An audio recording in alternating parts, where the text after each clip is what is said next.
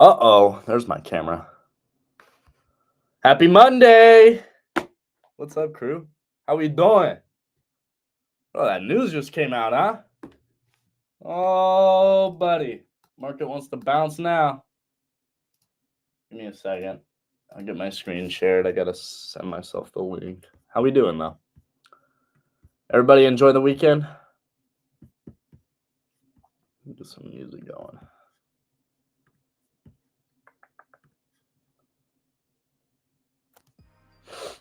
There we go.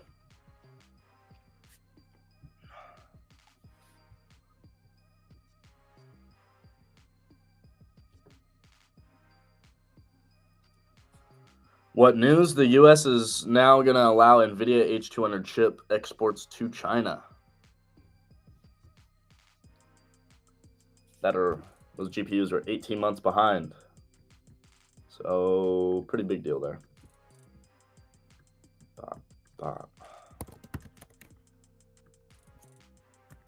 Boom.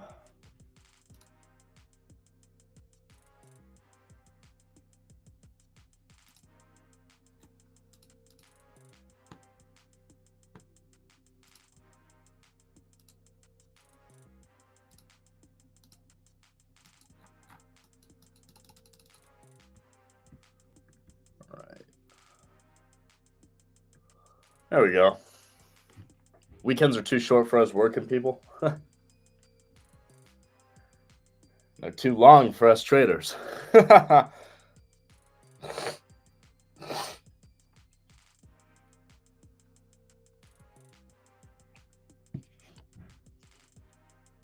Bought February 20th calls last week around 179. Let's go.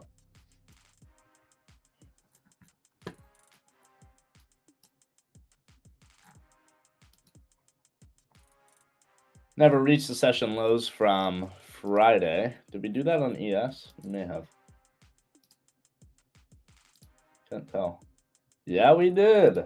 Hey, I didn't notice that.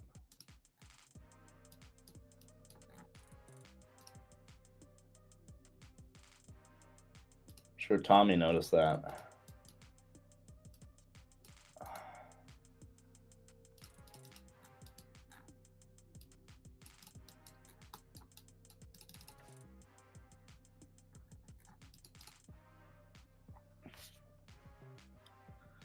Hoodie making a move. Yes, she is. Yeah, Hood's holding up good. Coin's having a decent move. CoreWeave got CoreWeave. This thing's been all over the place the last 2 weeks. Ripping. Now we're taking a nice dip back into this range. Looking pretty bullish still. But CoreWeave got slapped over the weekend. Circle's trying to hold that opening price. Even Walmart's down today. Look at that. 3.5% from all-time highs there. Ondas, look at the weekly chart. Oh, yeah. Oh, yeah. Wait, delete all these. Beautiful. You just ran through all this. I see no reason we don't go to these highs, Wattbender. All-time high again, baby. Looking good.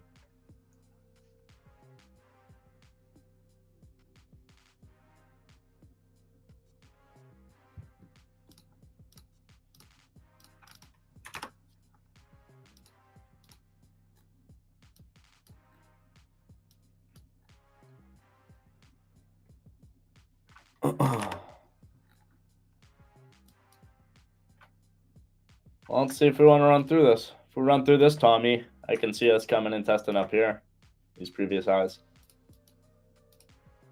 But something to note would be half back to this range. So yeah, test into this area, into half back wouldn't be crazy. But we need to run through this for us to get here. So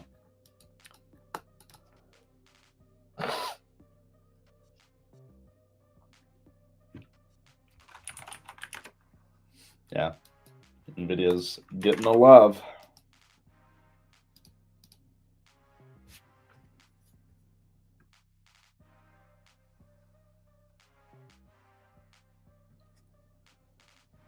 I have a question. That big ass girth candle you have, what is it called? What view is that? So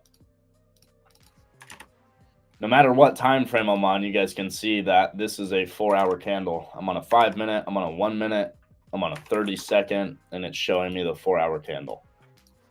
That's just this indicator. This indicator right here. Just do PO3 or do HTF PO3. HTF power 3 by 2 degrees. And you can go in there and you can pick whatever time frame you want. I like the 4-hour because you guys know I trade a lot of the 4-hour candles, but you can do whatever time frame you want, change the colors, all of that. So that's all that is.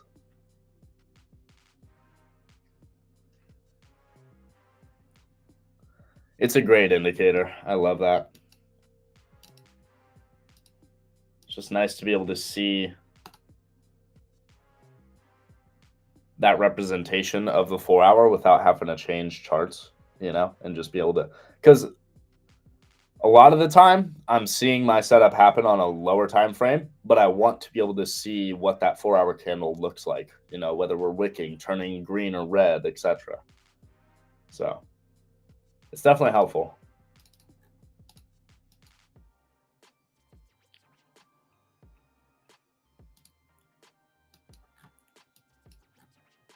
We didn't really deliver from anywhere though, which is a little concerning.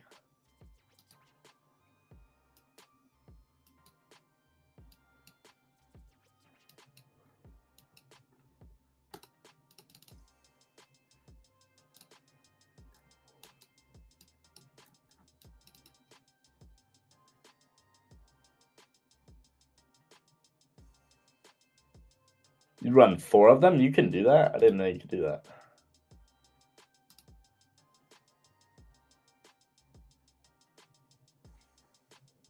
How do you do that?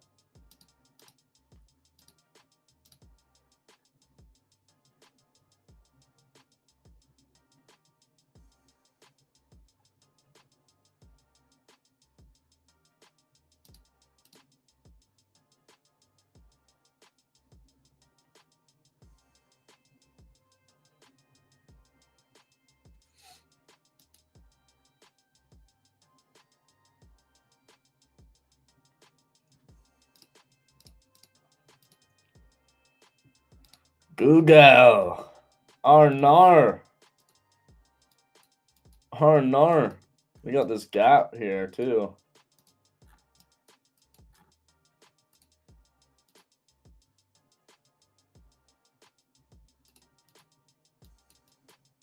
Half gap's here. Gap fills down here. Interesting. Not looking amazing on Google. We could come down to this halfback pretty easily.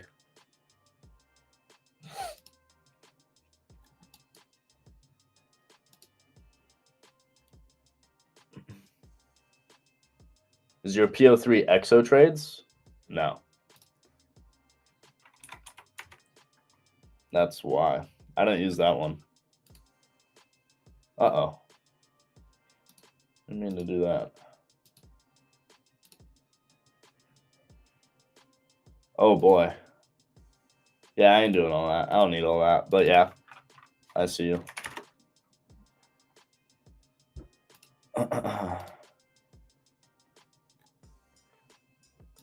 Oh no. It's not looking too good, mate.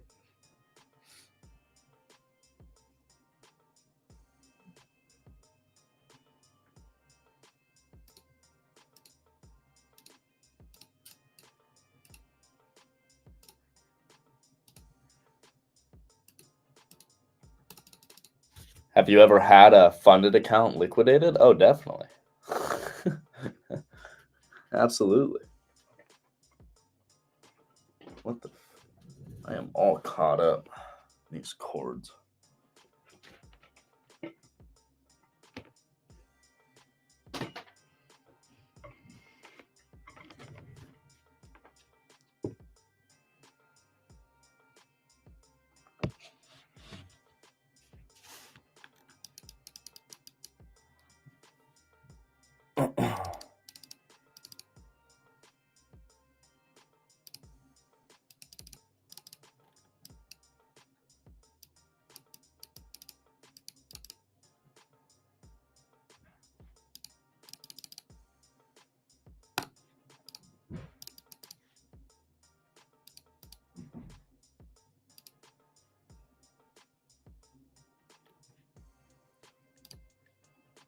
All the data for this week. Friday we got nothing, but Thursday still got unemployment claims after the Fed. Today we didn't have anything. Tomorrow we got JOLTS, ADP, just tentative.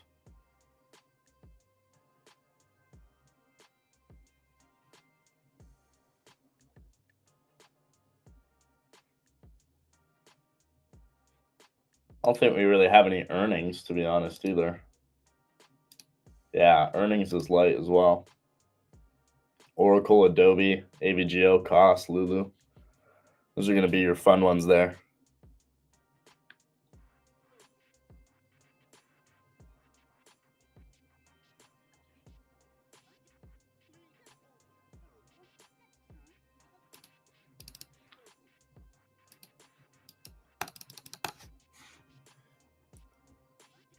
When was the most recent one? Talking about like the funded account being liquidated? Probably like a few weeks ago.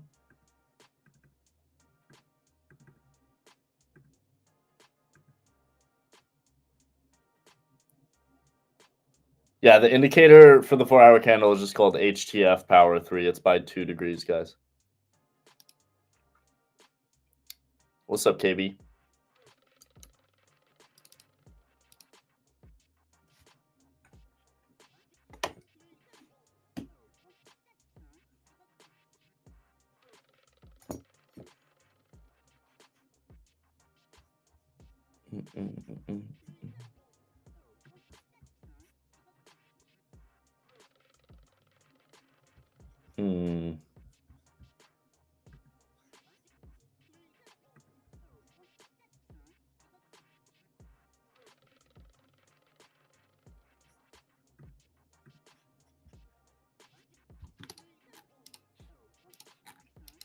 Well, we're cruising so far. Did we run through this yet? Let's see. Not quite.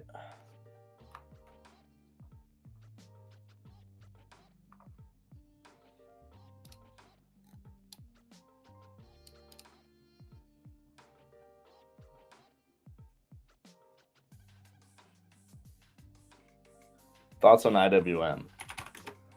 IW's been interesting. Let's take a look.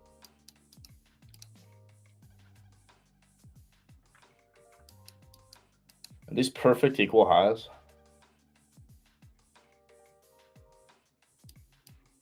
I mean, yeah, so rule of thumb is you never short with perfect equal highs above you. So I'd be looking for IWs to test into this gap here. And then continue into these highs for, I mean, that would be new all-time high, right? Yeah, new all-time high. So I see this going to new all-time highs. You have perfect equal highs, which are always a magnet for the market. You're never going to just completely reverse a trend off of a perfect equal high. So At most, I think we come in, test this order flow. Maybe we have to test down here into this order flow, but I wouldn't think so given how strong this has been. I would think we could just sweep these previous day lows, that's Friday's lows, and continue higher from there. So I like iDubbbz. It might not do that today, obviously. I'm not thinking that today, but maybe tomorrow we open up, take out these lows, or maybe like tonight in the overnight session, we'll see that. So pretty bullish. Definitely like an IWM to the upside still. Now, above these highs, it's tough because it's price discovery mode. You don't know where it can go. But intraday, given the higher time frame, we know that we can continue to trade bullish into these highs, right, until they're taken, and then maybe we want to be a little bit more cautious then. So, yeah, IWM looking really good.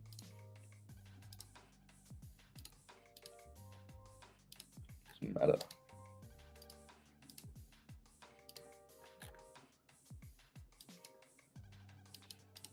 That is still looking good.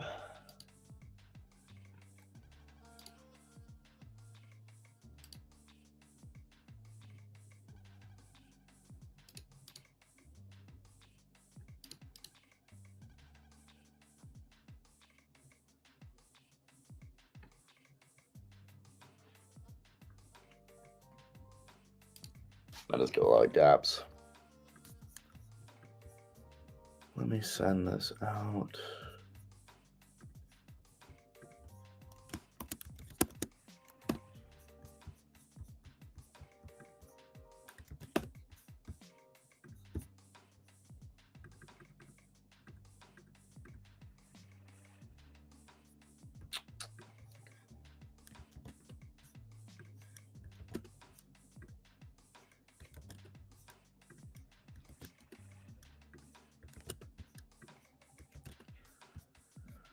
All right, see some of the crew joins. I just sent out the link to some of the boys.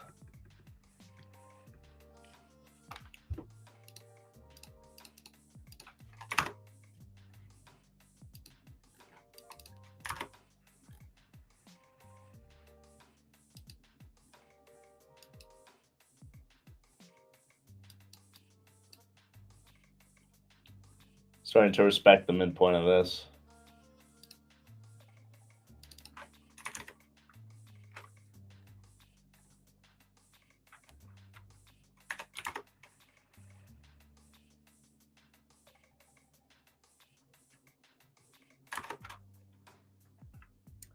Does the earthquake in Japan affect markets?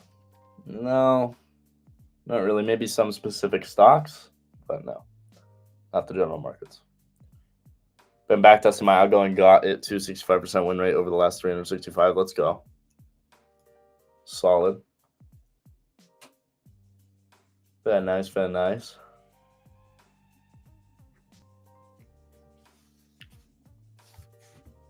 One second, y'all.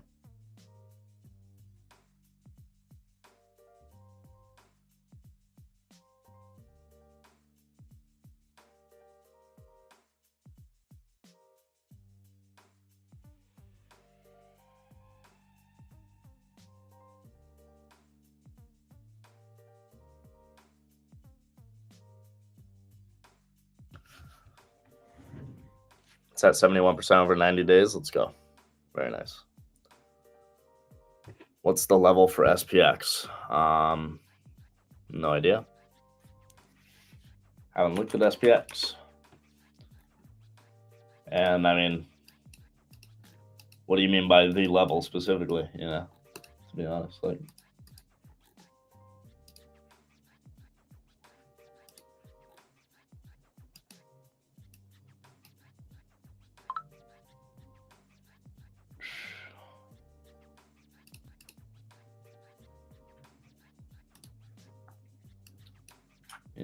I'd watch previous week low as a level on SPX.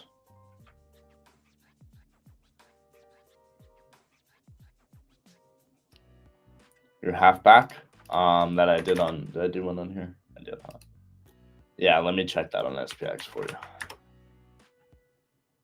That would be 68, 64, 83 of the range today.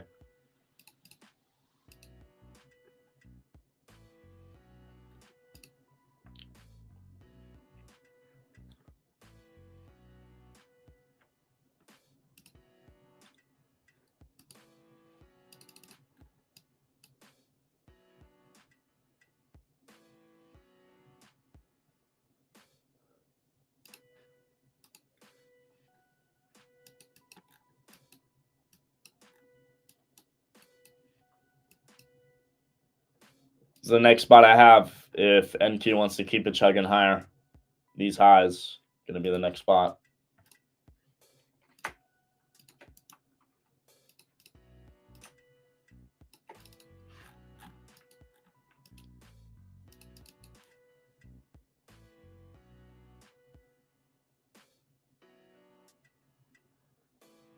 Yeah, I think, Maria, you have a great point. I think even if you didn't catch those moves this morning, should be hands off. Those were the highest probability moves in the morning of the day.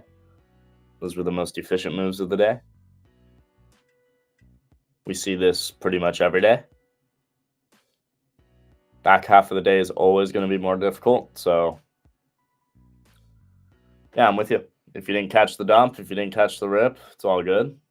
Or if you did, great. But I think from now until the close, it's harder trading. It always is. This is why every single day I am not trading back half of the day, really. It's very specific opportunities that I will trade back half of the day. But why would I try and trade when I know the highest probability environment is going to be the first 2 hours? It just makes no sense. Obviously, I want you guys to play your plan. If your plan, says you excel during this environment, then do your thing. But again, we see it every day. What's the first things you personally check when you want to stay hands off? Have we taken liquidity that I've wanted the market to seek out?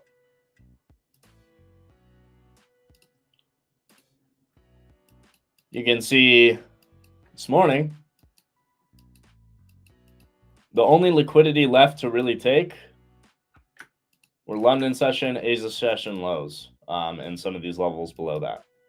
We had already taken out Asia high. We had already taken out London high going into the New York Open. With that said, all I can be looking for, I can't be looking for higher. Unless it's this New York high to sweep it. We can potentially take this high, but we don't need to, right? We never ended up doing that. So the only left liquidity is what? London low, Asia low. Once those lows get taken, hands off. Why? All the liquidity has been seeked that I've been looking for. The efficient moves, targets that I've been looking for the market to rebalance to have been rebalanced to. They've already been hit, right? So it's very difficult for me to try and trade to those levels again, right, when they've already been hit. That tells me hands off. Sometimes you'll show up in the morning and all those levels are already taken, maybe even previous day highs and lows are already taken. That's enough to tell me I don't want to trade because all the targets that I'd be looking for the market to rebalance to have already been traded to. There's no reason for me to trade. So that's number one thing I look for when I'm trying to figure out, do I want to take a trade today or not? Yeah, most people will say, oh, I want to check volume. I want to check this. I could care less about volume because at the end of the day, volume is going to be there if price is looking efficient or not. Right? Volume is going to be there. So obviously you can use volume. It's not a bad thing. I'm just saying, that's not particularly something I look at to decide whether it's choppy or not. Sometimes we have a low volume day and price is extremely efficient. So that just doesn't make sense or work for me. It's always about what levels have the market taken. Where are we trying to seek liquidity next? And if there's no clear levels to seek liquidity next, there's no reason for me to try and trade, really, right? What's up, Rizzo? How we doing? Hey, Happy Jordy. Monday. Happy Monday. Do anything this morning? Yeah, shorted a couple times. Yeah? Now trying a long, but I don't think it's going to work. That news came out and perked things up for a minute, but I don't know if it stays.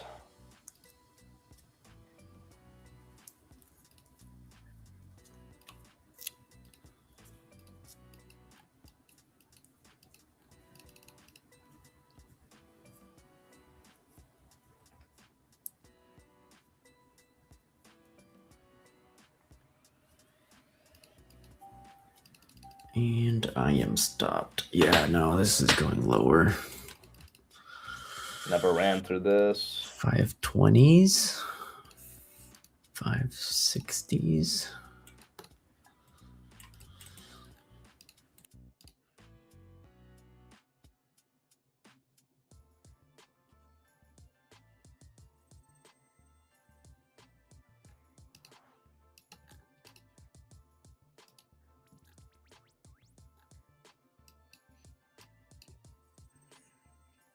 NVIDIA gave it all back.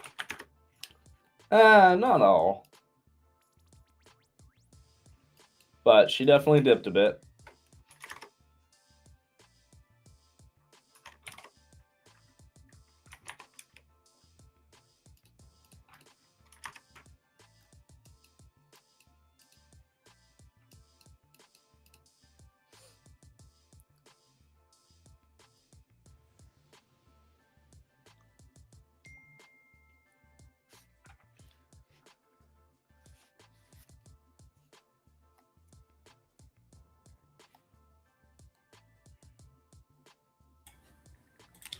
All right. I'm going to try to be short 630s. Oh, nice.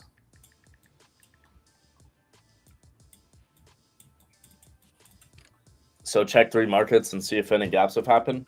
It's not necessarily that. It's more about like what levels have we traded to or not. Like I'll even just show you. I mean, look at this morning. Asia range gets created. London session, what do? London session takes out Asia session highs. Then New York opens and takes out London session highs. What liquidity is left? London low, Asia low. Market trades there. Same thing here. This is Friday or Thursday or yeah, Friday, sorry. Asia session created. London session sweeps out those highs, trades to the lows. And then New York opens. What are we doing in New York session? Well, we're sweeping out Asia. We're sweeping out London. So where can the market go? What's the left liquidity? London high. There's the market. Go right to London high.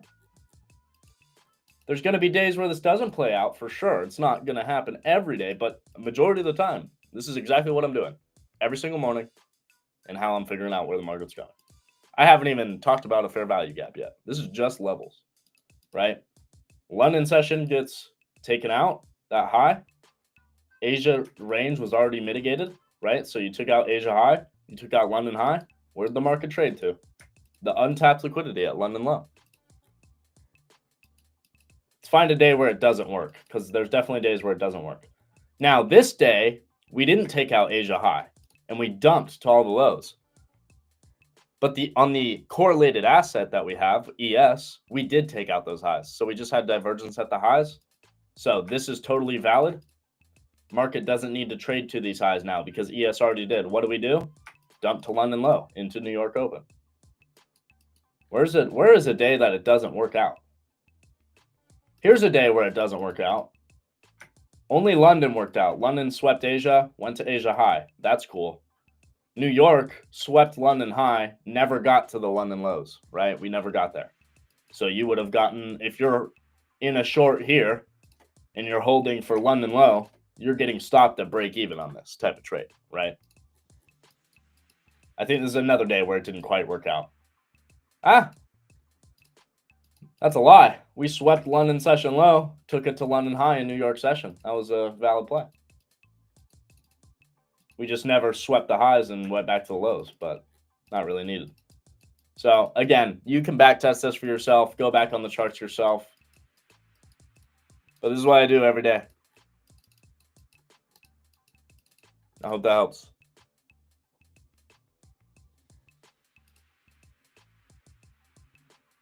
You add in using higher time frame for value gaps with that. Some midnight open action. It's beautiful.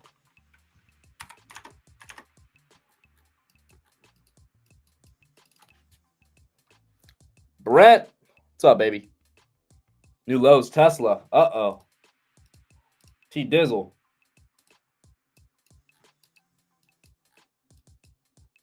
Well, this is actually a...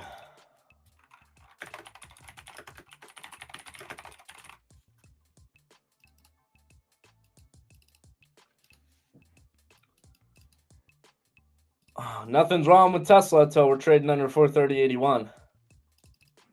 Then I start to see we can trade to these lows, test some of the other areas. As long as we're in this area, bullish for me. But definitely having a day down after the beautiful moves up last week.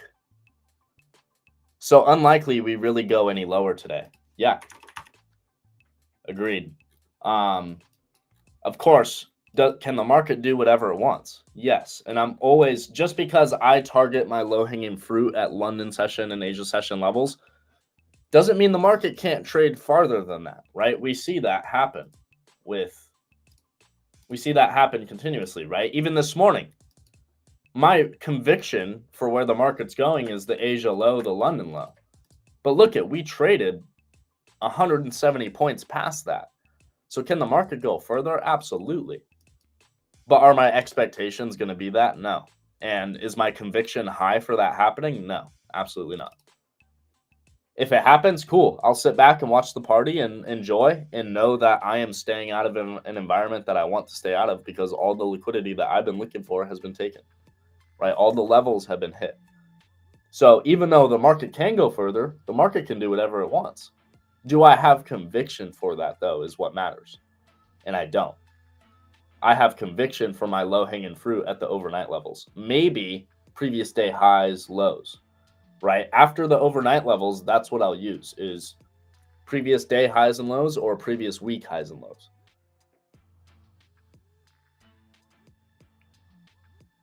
So that's when I would look at this and be like, okay, well, the next level we have is previous day low. We didn't trade to that yet. We have divergence at the lows that's keeping us from trading there right now. But we can. If the market decides it wants to dump more, we can absolutely trade there. Do I have conviction for it, though? Again, I can't have conviction for that, right? So I hope that makes sense. Maybe I'll put that into a little clip for YouTube Shorts. What indicator is that? London, Asia? Type in S&D profile, and it should say ICT Seek and Destroy Profile by Trade4Op. That is what I'm using.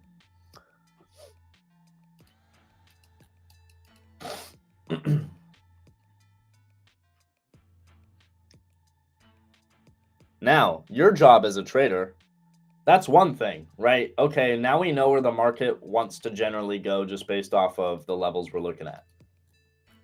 Now you have to have an actual entry model, though. I'll make some videos on this for sure, guys. Don't worry, I'll get to work on that. But now you have to have some sort of entry model, right? Because you can't just blindly short the London high just because we took the London high, right? You got to have some sort of entry criteria that tells you it's time to go, right? And that's your next step. That's your job as a trader to do. But with this, I mean, just these levels, you can understand, get a general gist of where the market wants to trade to that day and what high conviction targets you could have. Now, the hardest part is finding your entry criteria. But that can be quite simple as long as you don't overcomplicate it too much. And I can do some in-depth videos on how I do that, but I need more water.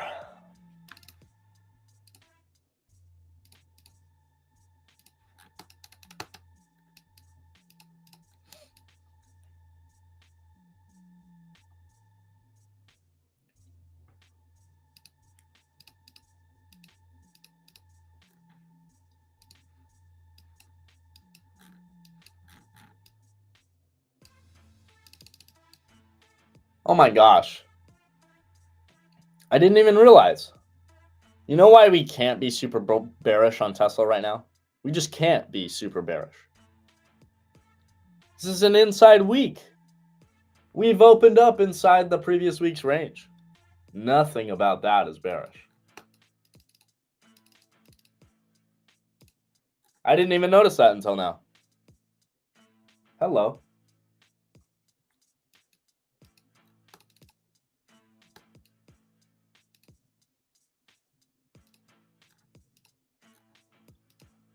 Now that shit's rough. Oh gosh. Oh gosh, Netflix.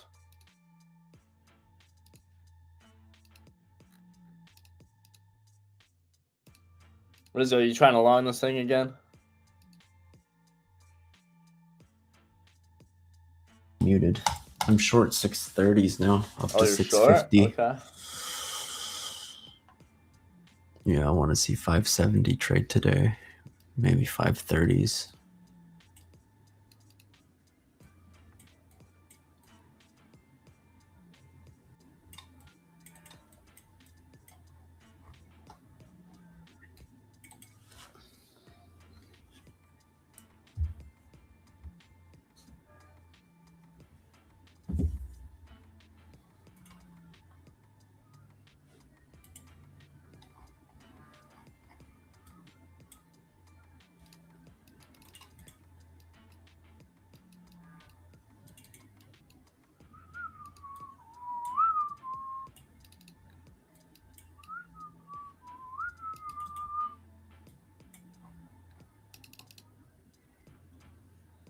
Little back test to 5 minute for value.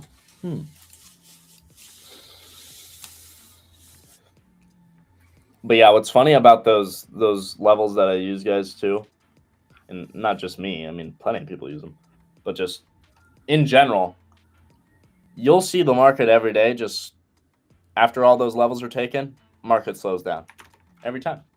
Like, it's actually a little bit uncanny.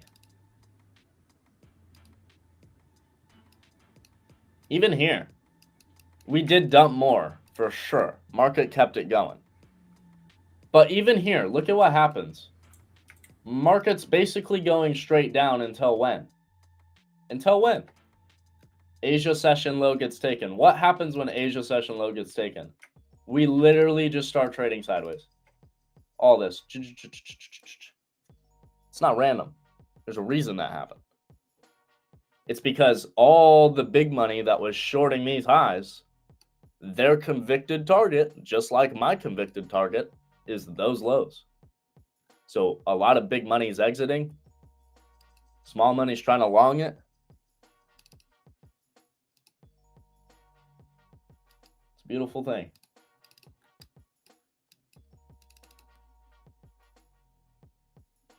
A lot of the time you guys will hear me say, we've taken out London session highs. That was my target. I expect the market to trade sideways and inefficiently now, right? It's because the target's taken. I don't expect any more efficiency in price. It's not trying to seek out liquidity any further, at least from what I think, right? Of course, I could be wrong. There's definitely going to be times where market goes further than I think, but that's fine. I'm out and I got what I wanted. What's up, Motion? Doing good, brother. NQ is choppy and gross right now, but it was good this morning. I wouldn't trade right now.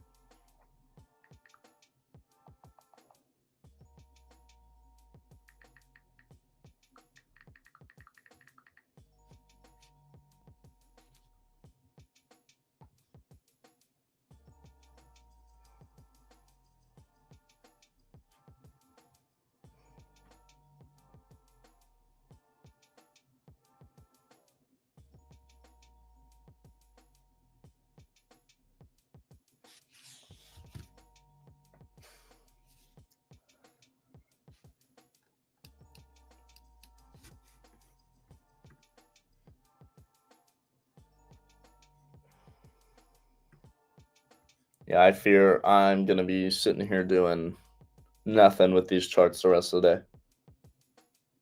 But we'll hang out.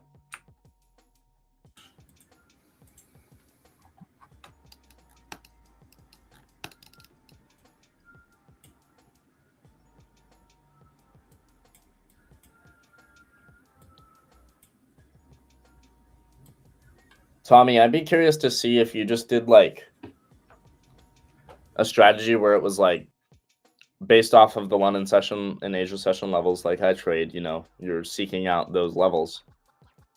But the entry, I'd be interested to see if the entry criteria was literally just change in the state. Like maybe a 5-minute change in the state. Like I'd be curious to see what the back test would look like 1 minute versus 5-minute change in the state, that being the only entry criteria besides, you know, the sweep of the levels that you need. Yeah, been a good day, Luis. The morning was solid. I'd be curious to see what that would yield.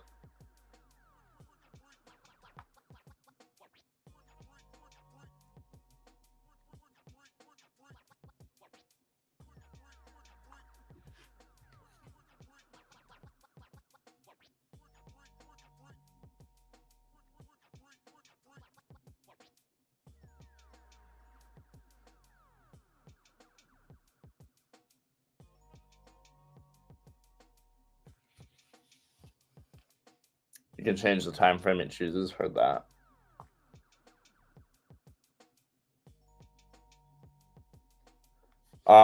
Is this candle a daily candle? This candle is a 4-hour candle, but you can make it a daily candle if you want. All it is go to your indicators, type in HTF power of 3 by 2 degrees. That's it. That's all it is.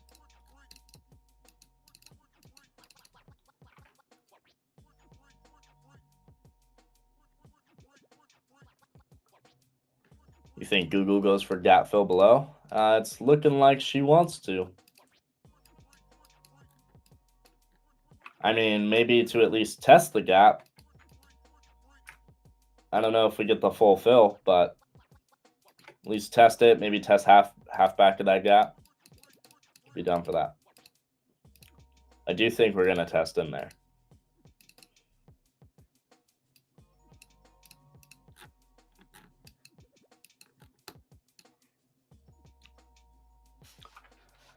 What's your thought about using EMAs?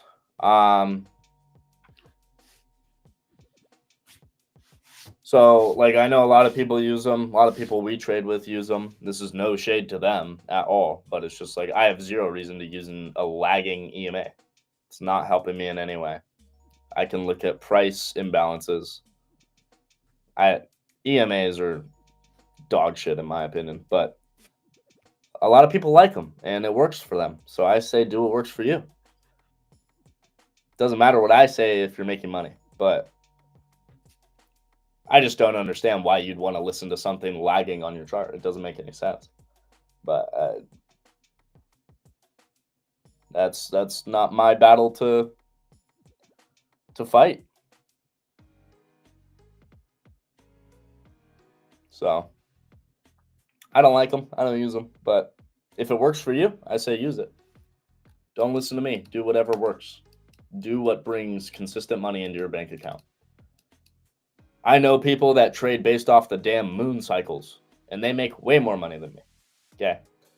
Am I going to do that? Do I have conviction to trade off the moon cycles? I don't, personally. But am I going to tell them they're wrong? No. They make way more money than me. Like, they found something that works, you know? And if that doesn't work for me, that's fine. But definitely not going to bag on them. So that's my thoughts there. I have EMAs on my chart, never used them. It's just like, yeah, there's.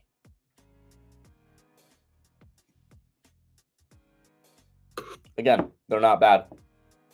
If it helps you, please use it. A lot of the time, though, things like that, lagging indicators, they would hurt me more than they would help me, and I didn't realize it. And that's what really screwed me up. Because I'm thinking that it's supposed to be helping me, but in all reality, it was fucking me the whole time. You know. What's up, crew? How's it going? Garlic Knots is in here too. What's up, Garlic? Yo, can you hear me? There we go. Yeah, we got you. We gotcha. Damn it, bro. I need to really get on this credit spread shit. I need to watch a few videos. I was busy all weekend. I wasn't able to. Come on, Jordan. I know. I'm going to make a nice 2 bill today. I just don't I just need to like actually enter a contract a few different times and do it. And also, again, for Vanquish, once you do it a few times too on there, you'll understand how to do it. Yeah. Did you do any today? I did put spreads. On Vanquish, I didn't because I'm having a data issue and they're fixing it on the back end. Okay. What'd you sell this morning?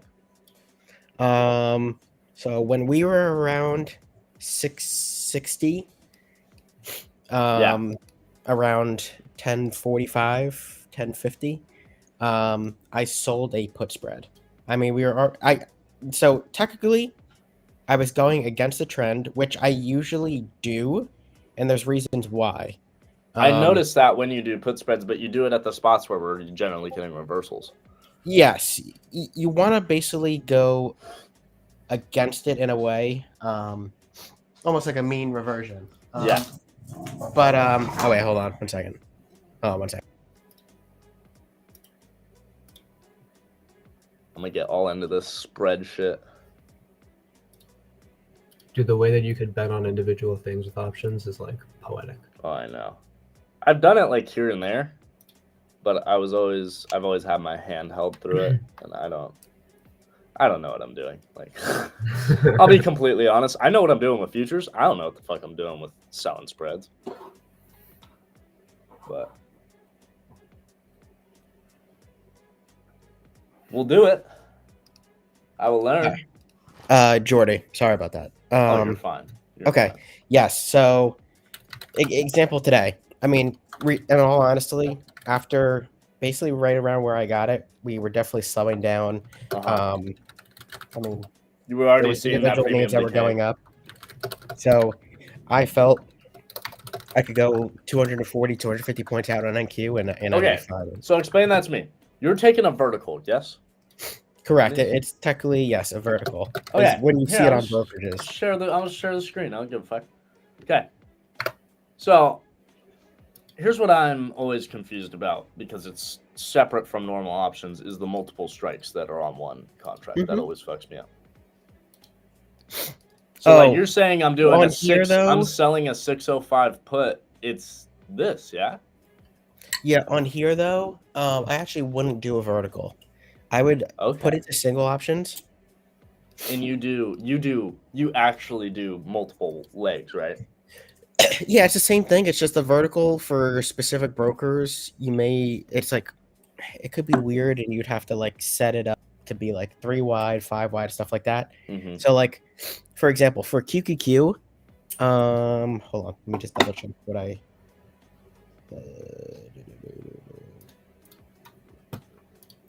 Give me a second. Okay. Do you always do that? Do you always just execute from the single option area instead of trying to pick the made contracts that they have for you? Yeah, I don't like when they set up the verticals. Like, for example, I didn't like it with Webull. You know, that little thing right there is something that I feel like because I'm asking the newbie questions right now. That's something for like new people that I feel like new people wouldn't understand at first. They instantly think if I wanna do that, I need to go to what they're giving me, but you can kind of build your own leg of options. So Jordan, for QQQ, I sold a 617 put. Okay. And I bought a 612 put. So do the bid side of that right there. Right here. You did that. And then go to the 612 puts. And then you also did 612 and do puts. the buy side. Do the buy side of it. Sorry, not calls. I got it. Yeah, there you go. So you do that. Oh wait, it didn't add it together. No, it doesn't add them together.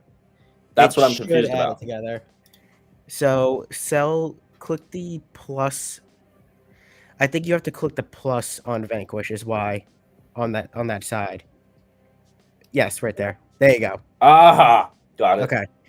So I sold this when it was 10 cents. Now it's 80% profit. Got it. Okay. Now I know what you're doing, like in terms of using this option chart. This is a specific layout. Now I understand. Yeah. That's really what I have the most issues with. Is that's always when it comes to any style trading, is like learning the execution of that style. That's what I had the most concern with there. Well, cool. Yeah. Mhm. All right. Well, I'll probably tell you on a few plays the next few days, and we'll fucking get Sounds learning good. on a few of them. Don't worry, I won't blame you for anything. These are free accounts. I don't care. I'll blow them up. Blow them up. What'd you get, a 50? Yeah, I have two. The one that you can, that's the advanced, I'm going to do all this in. The other one, I'm just going to probably YOLO around. Have fun with. So one's advanced, one's not Yeah. advanced? Yeah, buy some 0 GTE SPXs at like 345. Right? Make a couple $1,000%. Yeah, because I have, so this is the margin, or this is like the credit spread account, and then this will be, can I change like the name of them so I know? I guess I just got to know the numbers.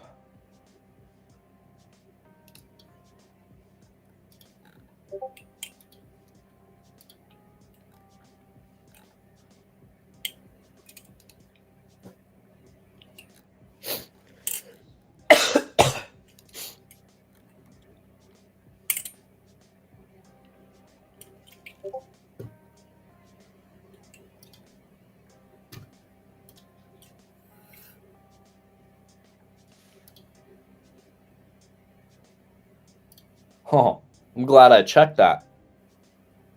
Because the advanced options account is actually the first one, not the second one. I'm glad I checked that, because I would have YOLO'd the wrong one. That would have sucked. That's an oxymoron. YOLO the wrong account. That's funny. Oh, so that means I already traded.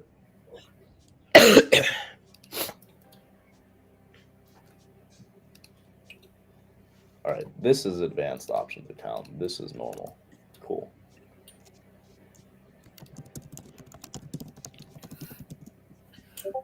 Been building something out recently for options analysis on futures, and I'm looking at it right now. ES rejected 6850s area, which is the midpoint of the two highest JEX strikes. So interesting. Yeah. This is New York session low here from Friday. We've taken that out on ES already. Is it a prop firm with the options? Yes. This prop firm here, this is Vanquish. This is the only options prop firm that we know of at the moment. So I can throw the link for it in the chat. Make sure you guys use code Wolf. You can save some bucks. Let me see if I can find this link real quick. I think just the code works, by the way. Yeah. I've talked to them. If they use a code, it doesn't matter. Yeah. So yeah, if you guys just go to vanquishtrader.com and use the code Wolf, you're good.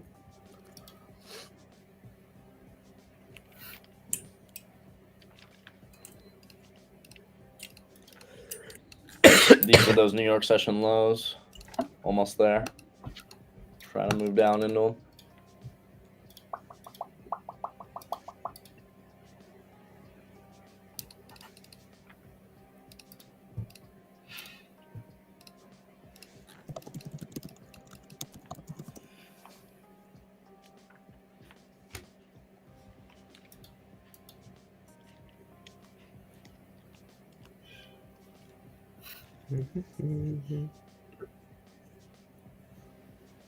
Is that code for 1 month discount or ongoing?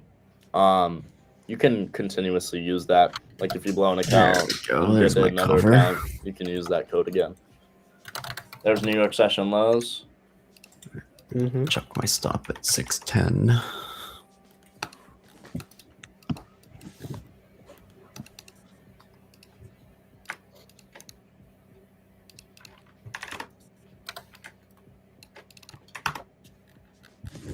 Yes, yeah, 20. Yeah, 20. I have some bids 26 and 29. Next spot I have is 90 points lower.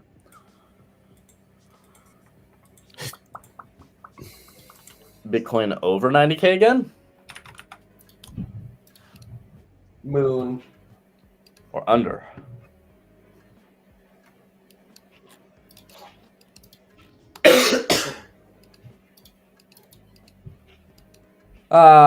Just take me to 2026 where we go to this year's lows. That sounded like a lot of crazy talk until now, huh? Dude, Bitcoin looks ugly on the daily.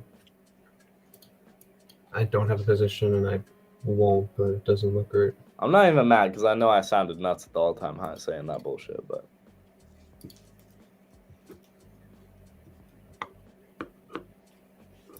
don't seem so crazy now.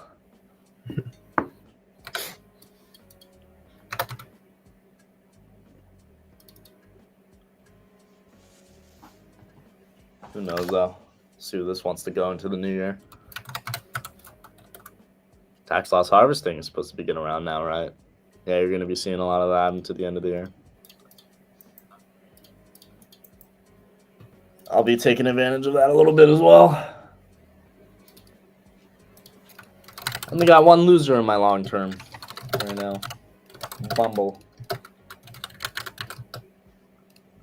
Other than that, we're cruising.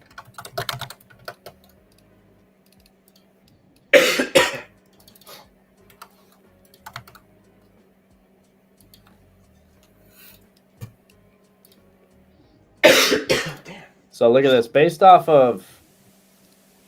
Oh gosh, let me fix that. Again, it's always harder because it's later in the day. But just based off of our levels again, we've already taken all the low-hanging fruit that I wanted to see. The only thing I see now is, while we've taken out the previous session's lows, what's the only left liquidity now? The previous session highs. Do we go there? Well, I don't know. We'll see. All I know is based off of liquidity, that's what's left for a more intraday look, right? So do we sweep these lows and try and chug and reverse a bit, and then into tomorrow we're taking out all these highs? I don't know. We'll see. But it's generally how I look at things.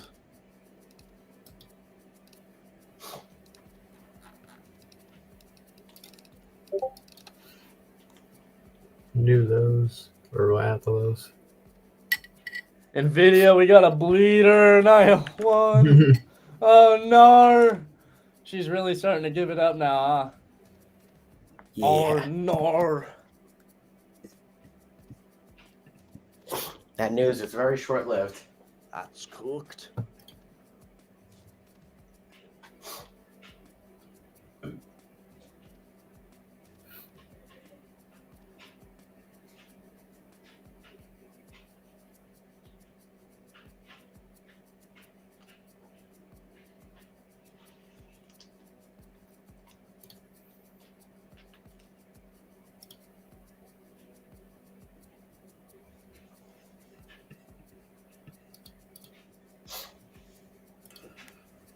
Alright, I'm a short one runner on NQ now. On ES, I'm gonna be long 26 to 29, risking down to 20. I'm gonna cover the last NQ when I start to fill the ESs.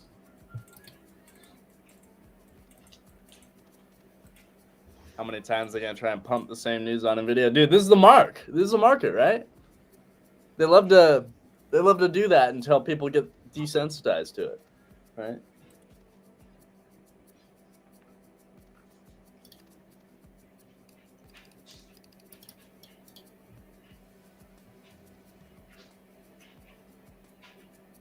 I'll grab some spies for tomorrow too when I get filled there.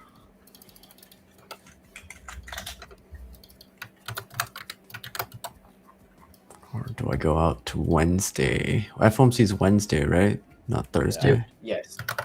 Wednesday, 2:30.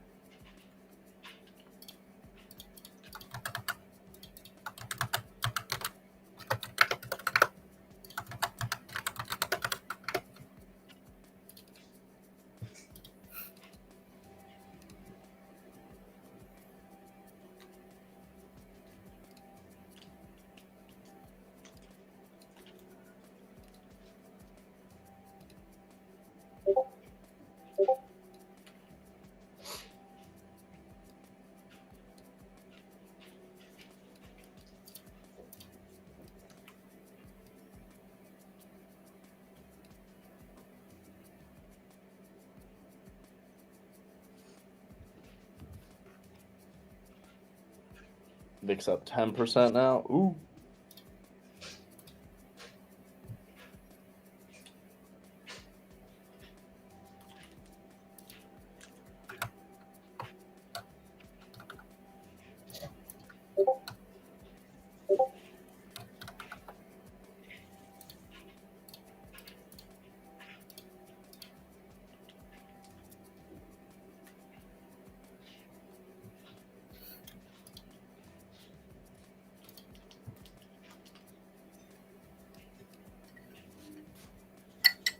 See if they get some reversal action from this area, or they try and keep it drilling.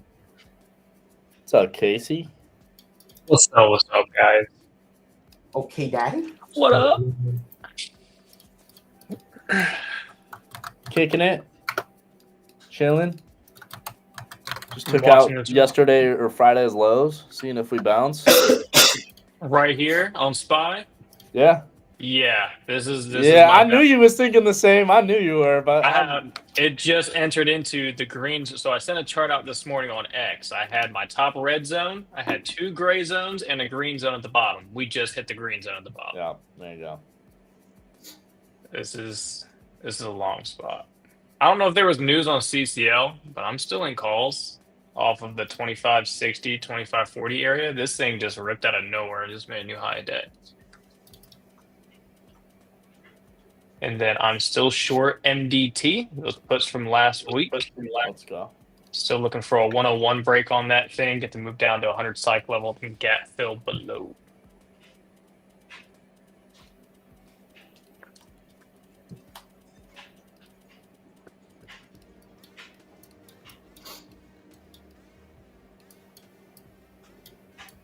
Are you long right here, Jordan? I'm playing around on the Vanquish options account. Yeah. Ooh. With it. I'm not long in like futures or doing anything of my own money though. I already did that this morning. But yeah, I'm fucking around with it because I got 2 50Ks from Vanquish. I got one that's like a normal 50K that I can play with, and then I got another one that I can sell credit spreads on. So one of them I'm gonna be like very serious and do the credit spreads on. The other one I'm just fucking around with and having fun. So, you know. So yeah, I'm long. Yeah. Don't follow me. You're gonna get smoked.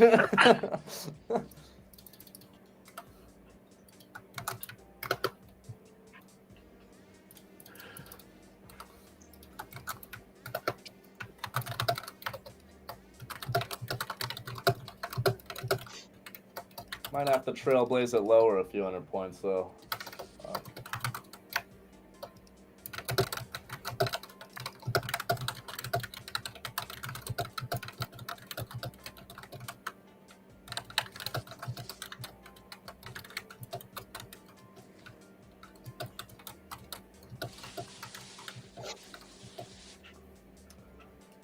If you're still fucking around, that's a bad habit. I mean, agreed, but I'm seasoned enough to clearly differentiate from which accounts I'm trading that it's not gonna like heavily affect me in that way. If I was like as a newer trader though, like I totally agree. But that's not gonna affect my psychology at all, to be honest. Not at this point.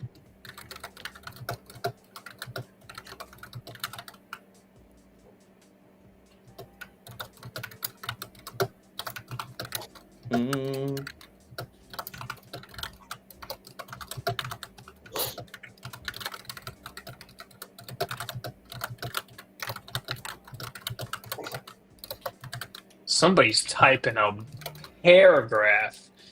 Oh, you could hear that? I'm so sorry. I know you're good. A little ASMR. Dude was going to work. Just have AI write your papers for you. For real. Apparently, there's like about how to write this softwares or program. something for like teachers to know if students are using AI to write Oh, their yeah. papers now. They don't work though. They also think AI wrote the Declaration of Independence. I think Hood's going to 163.50, by the way.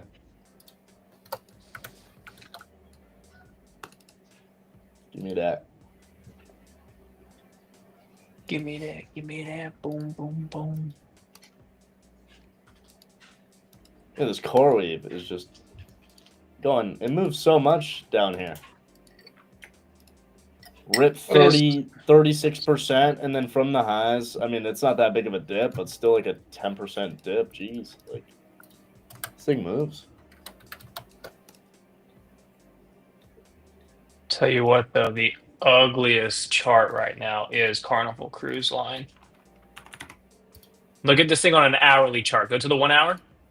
Ugh. Dude, it's... Oh, look at RCL, by the way. Oh, dude, it's so... I looked at RCL, looked like shit too. Well, now it looks good. I mean, intraday, it's going up, but on the daily, it was garbage. Yeah, the only two that I like are NCLH and CCL. But CCL has been in this daily squeeze down here for a minute. NCLH showing signs of life on the weekly for the bounce. Yeah. And CCL is just stuck between 26.20 and 25.60, 25.40. And I've been in this trade for days just waiting for this daily squeeze to freaking fire upside. Yeah, fuck. It's a rough one. And she is trying. CCU.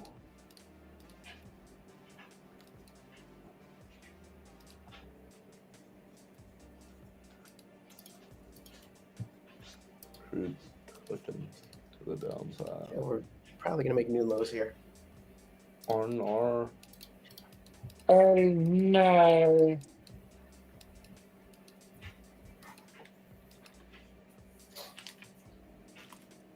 CCL from bottom to the top. Again. LOL. Same shit, different day. Saki Taco fell over. That's funny.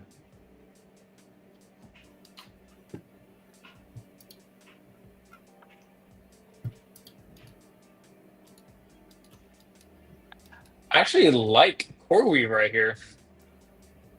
It's not bad at all. For a little upside action. It's just been all over, but yeah, like I don't hate it here. You're dipping into a pretty big spot that I'm bullish in. Got a potential little inverse head and shoulders action. Like I'm pretty bullish as long as we're holding this like 79, 60. Yeah, on the the daily. It just back tested the daily 9 near like 81. Bounced off of it. It just needs to reclaim $85 again. And I think you see another daily close above either the daily 21 or $85. Looks good. But yeah, the 30-minute little 15 and 30-minute potential inverse.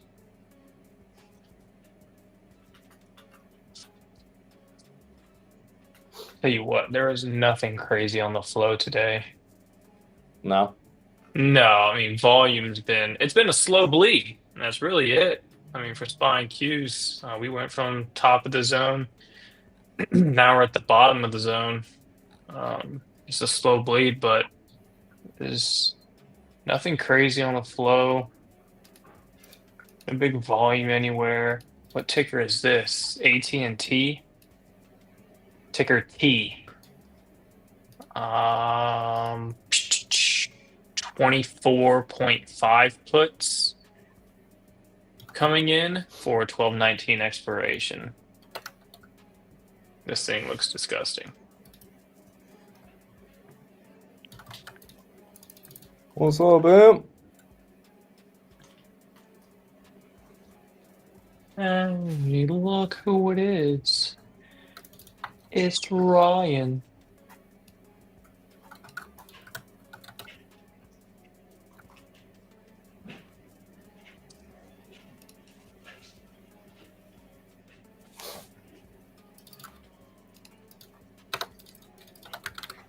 That's a ugly ass chart.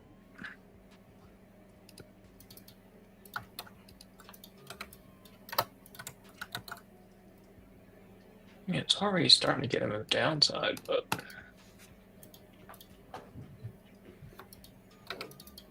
Markets can just be waiting for FOMC on Wednesday. Oh, yeah.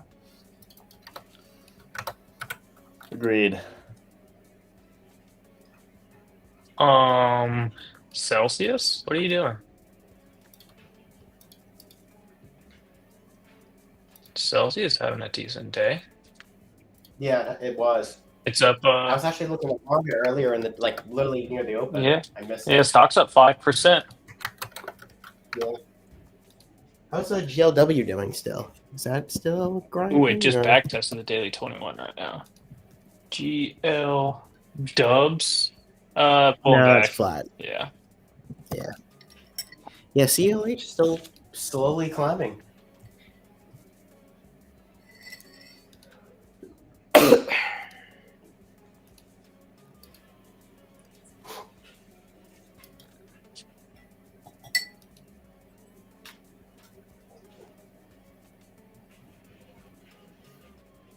What's up, man?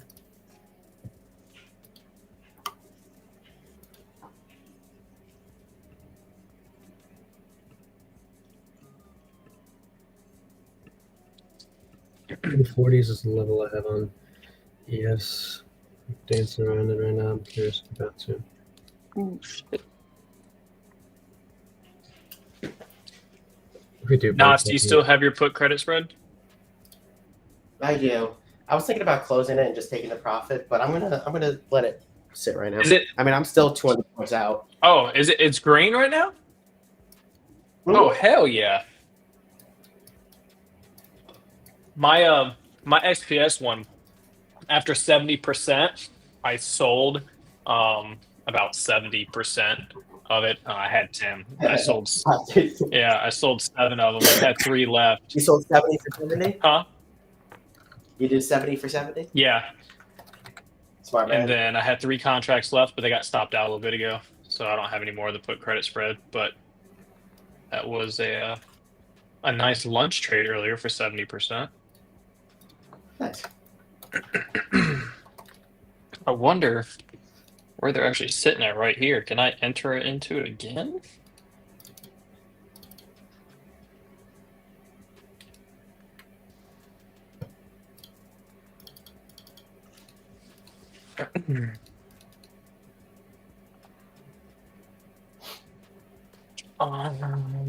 Yeah, I can post that flow. This one.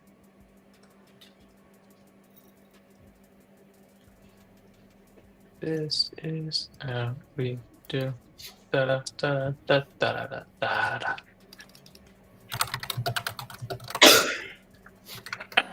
All right.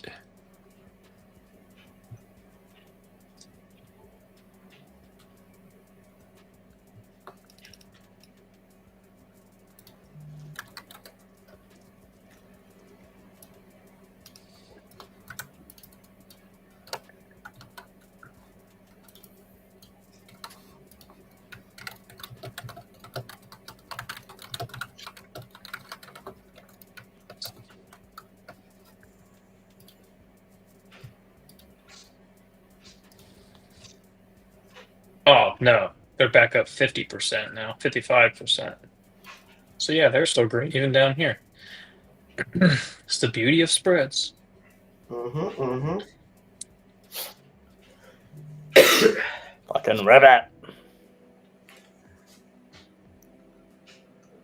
Someone asked Jordan if he believes that algorithms steer the market or what his take on that is. I think liquidity steers the market. And whether an algorithm steers the market or not doesn't really matter.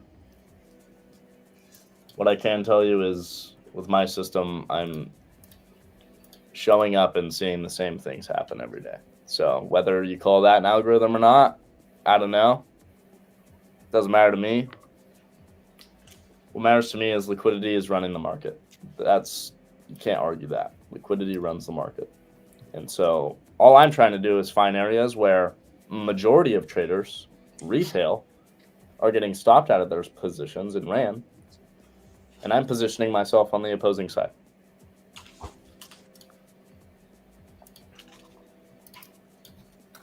Do I think the market has a sequence of moving? I mean, yeah, it moves for specifically only a few reasons, right? It's either hunting liquidity or rebalancing to inefficiencies. It's really the only reason it moves. So all I'm trying to do is position myself to catch those rebalances to inefficiencies.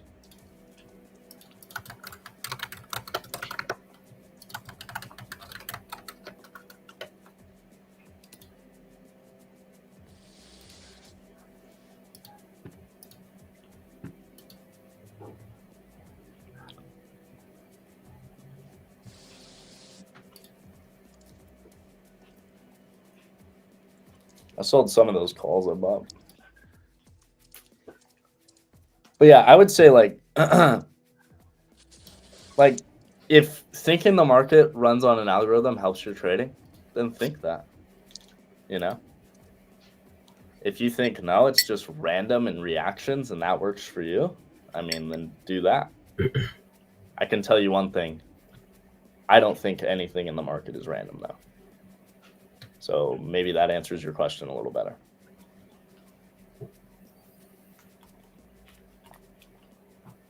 Market doesn't just move randomly. It's not random that every morning I'm showing up and showing you guys the levels that I was showing and that's happening over and over. It's not random, right? Like that. That is a system that is playing out. Now, if you want to call that an algo, then sure. But I don't know. I know a lot of people fight about that, and I just the answer don't is care. I move it. Yeah, the answer is Rizzo. That's so true. Oh, rip it. I want long a little bit lower. Casey, I guess that long Give it to was. me. I guess I should have full ported that. Oh, give me lower, Jordy. I know. Literally, right when those red candles came in, I sent the chart in the Discord. I was like, watch for a SPY bounce here. I mean, it's fighting the trend. So if you catch the initial reaction for the pop upside to at least retest your moving averages, I mean, quick scalps right up there for longs, obviously. But that zone that SPY just entered into, I don't want to see that support get taken out. And I want that right there to be low of day. So, because if that spot gives, then you'll see 620, 619.55 on Qs. If the bottom of that zone on SPY at 681.30 gives out, you'll probably see a straight shot back down to 680, 679.60. But for me, it would make sense for them to bounce it here. SPY moves back up to 683.50. And I think we actually close between that area and previous day low, 684.60. We go into next session in the exact same range again ahead of FOMC. Don't see Scrooge, any I see major you. spots taken out. I definitely do use a ton of those concepts. Helps me understand the market, but doesn't mean it's the only way. There's plenty of other ways to capitalize too, but yeah, definitely using those concepts. What am I looking for? ES 26 to 29. Jordan, Was it? It Yes. was. can you teach me something real quick? Yeah. So somebody in the Discord earlier, they're learning this, and I don't have a full understanding of fair value gaps and inverse fair value gaps. Okay. So can you find or give me an example of an inverse fair value gap Oh yeah. on your chart? Oh yeah. I can just show this morning. This is an inverse fair value gap here. So an inverse is really simple. To start, a fair value gap is just a 3-candle sequence, right? You have 1 candle, 2 candle, 3 candle. Candle in the middle has an imbalance of price. The box, there's no wicks. That's an imbalance price, like support and resistance, essentially. Now, this is a bullish fair value gap. A bullish fair value gap gets ran through to the downside, becomes inverse. That's all it is. So the reason on why it's a fair value gap is because of that huge candle, right? The imbalance in price. There's also, but they're everywhere. I mean, this is where I was people gonna get say, confused too. They're does everywhere. it have to be like in a like when it's a breakup structure at the same time? Nope. Or... Now, that's where entry criteria, yes. But in terms of fair value gaps, they're all over the market, everywhere. And this is where everybody gets confused because 9 times out of 10, they're using the wrong fair value gaps to take entries out of. And so they're getting fucked using them, right? Like, for instance, if you're like, oh, I'm going to short this, you got smoked, right? Like, because in context, it makes no sense. Why are you trying to short market open when we have liquidity to take it London high? It makes no sense in context, right? But if you're just a trader, you're like, I'm going to short that bearish fair value gap. That's a bear flag into that, right? Whatever. But that's where a lot of people get confused. And I think using in context, it makes more sense. The reason this inverse makes sense is because what did we do into the morning? Well, into the morning, we have Friday's highs here, but we also have Asia high and London session high. What I've explained a lot, Casey, and you probably heard me, is what's the left liquidity here? Well, London low, because we've already traded to Asia high and London high. So the only levels that I'm looking for the market to trade to are lower, unless we potentially need to trade to New York session high, which this entire market structure told me we didn't, right? If we needed to go to these highs, should we be setting up my short setup that I look for all the time? Probably not, right? And so with that, I can get context and say, okay, maybe we don't need to trade to these highs because we've taken out all these session highs. I'm already looking for lower because that is the only levels that haven't been traded to this morning. And then we get an inverse here, which is part of my setup. But that's why this inverse is valid, because of what happened to the left, right? So when would you take entry on that inverse fair value? So there's a few different entries you can take. You can take it on the initial breakthrough. So a lot of people do that on the initial. Can my shift work? Here, hold on. Turn this off. A lot of people take it right here, right off the bottom of it, right after you break through, and usually using a stop at highs or above the candle sequence that created the inverse, which would have been around here. I like to usually wait for a back test normally to get a bit of a better price. This inverse in specific was a bit of a wild one for this morning. It was a big range of price.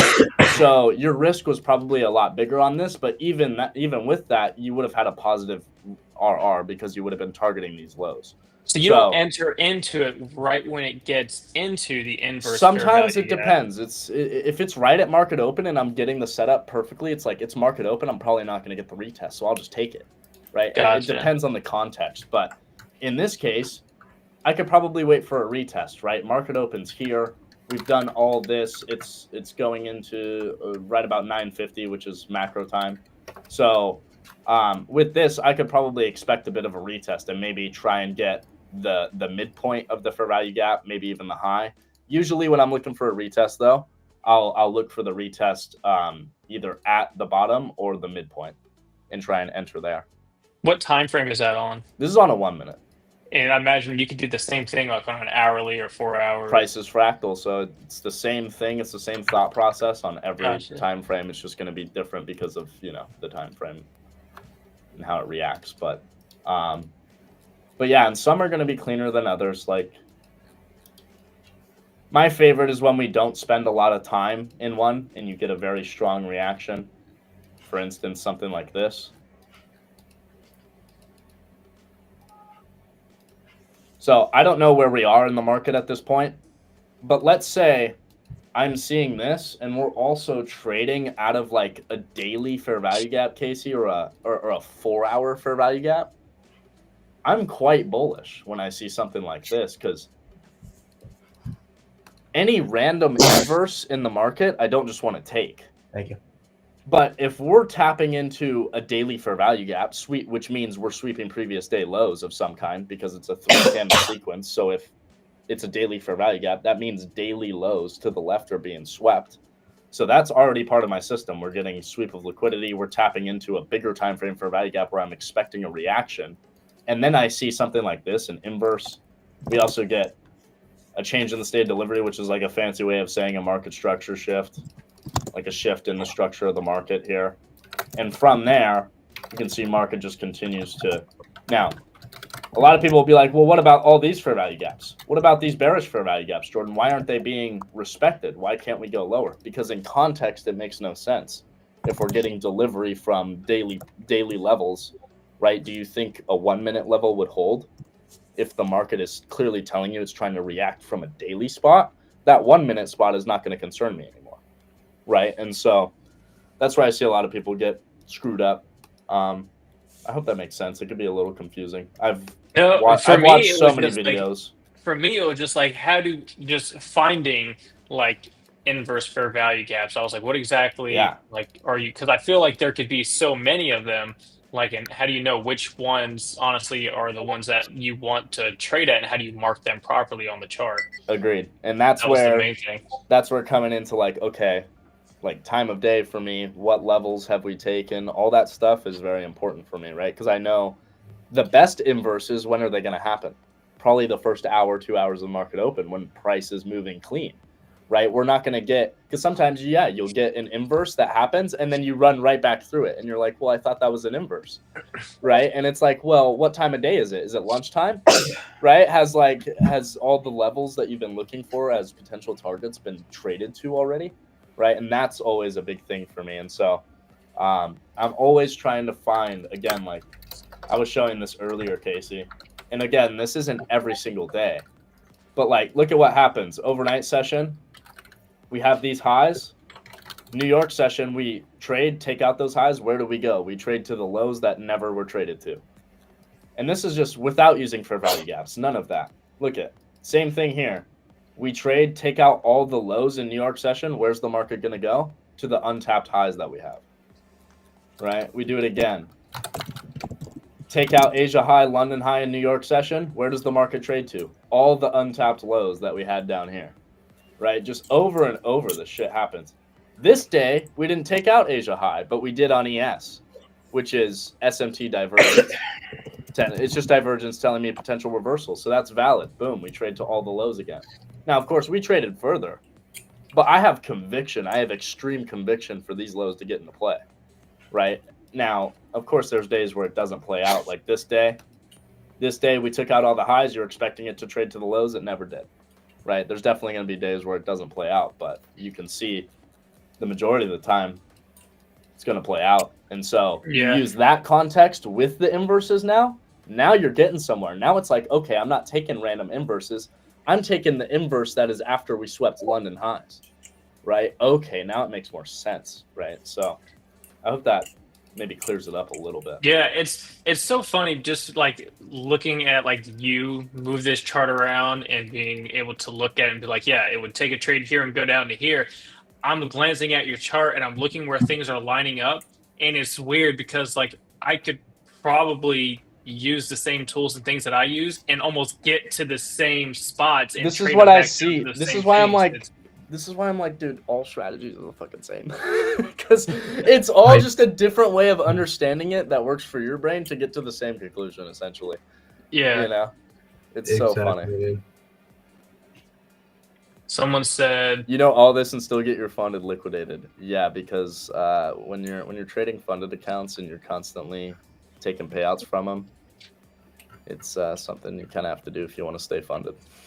someone said that HD has a clear example of a fair value gap on the daily see. chart. Let's see, daily. Yes, so beautiful. So why would I not be scared of HD downside today? Because the downside is into a daily fair value gap, sweeping all these lows, right? I'm extremely bullish on HD unless we're running through this fair value gap here. I have no reason to be super bearish.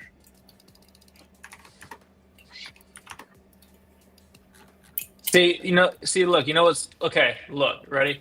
You see where that wick is for that fair value gap that you just drew? Yeah. Just put a level right there. Just put a level right there. Okay. Because I have a level there. Oh. Just right at the bottom of that wick. Put a level there, right? Okay. Zoom out, look left. Just look left. Look. Oh boy. Oh yeah. Look, Oh, look at that. That's an SR flip spot that I have on HD right there. There you go. There you go. There you go. Boom.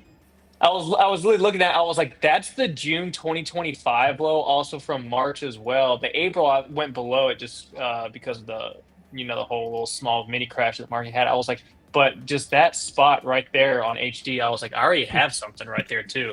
Yep. So boom, right there. And like you can start to put like some styles together and like, it gives you more confluence, you know.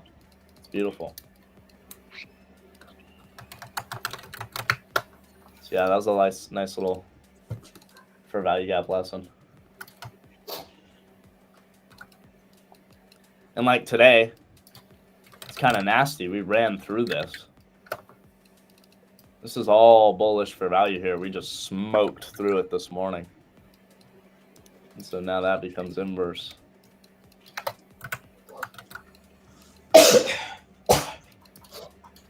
I think let me see, the Lux Algo price action concepts indicator will mark some of them for me. Let me see.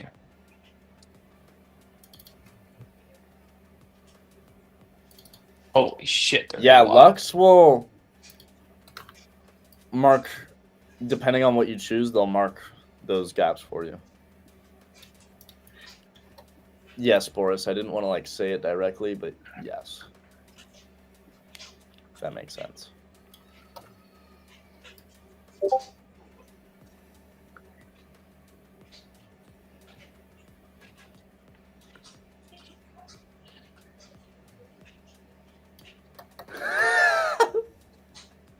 Turn bets.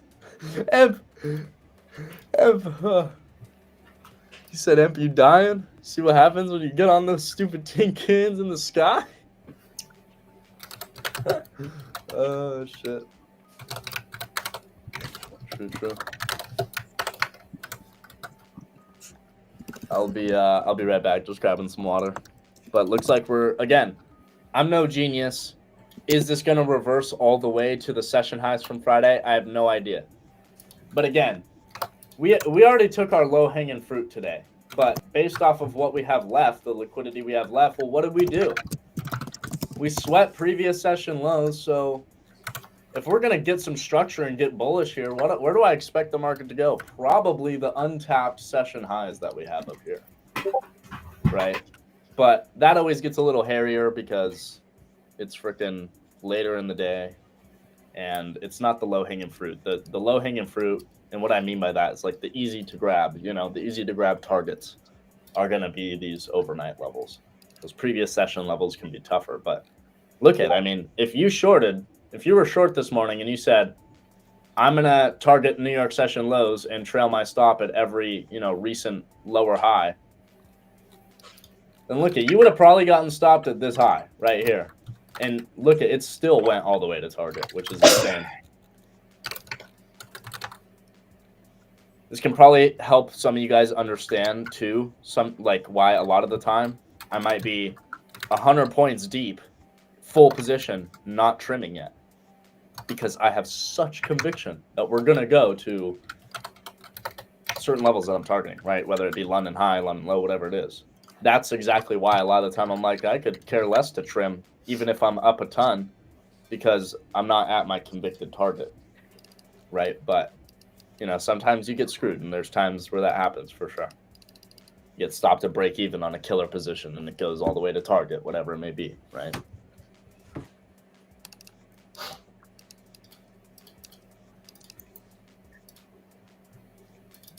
Someone that also uses these levels a lot, who you guys love, is Maple Stacks. If you guys listen to him in the mornings, a lot of the time he'll try and be targeting these Asia lows, London lows, whatever, highs, whatever they may be for that day, because they're just great spots to rebalance to. Yeah, there's an indicator that'll mark these levels for you. Right here. Trade for op, ICT, seek and destroy profile. I haven't changed any of the settings either, so the settings are default.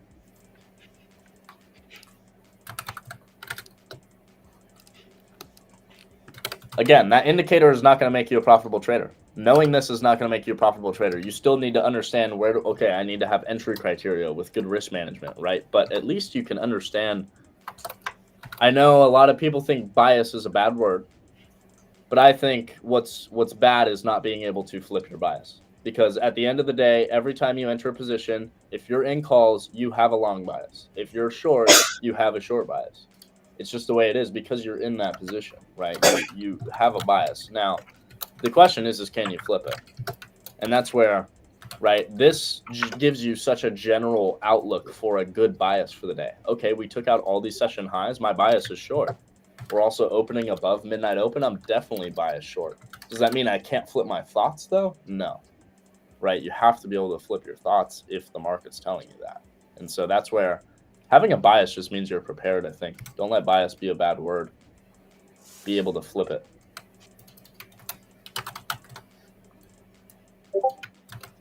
Because shit.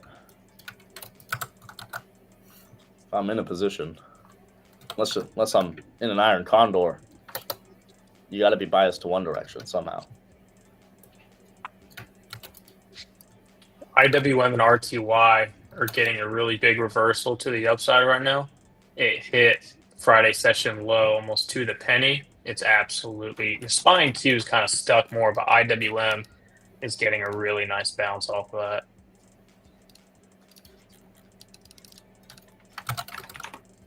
It's about to go to VWAP. So this is another example, Casey, of just multiple confluences. I'm sure you had something down here on IWM. But we talked about IWM earlier. Somebody asked me about it. And I said, I'm very bullish because we have equal highs above, which is always a magnet for the market. The market doesn't like smooth highs or lows. And we were trading up here. We had never tapped into here yet. And I said, if we trade to previous day low, that's where I would be trying to buy this, because we have daily fair value and you have previous day lows there with resting equal highs above.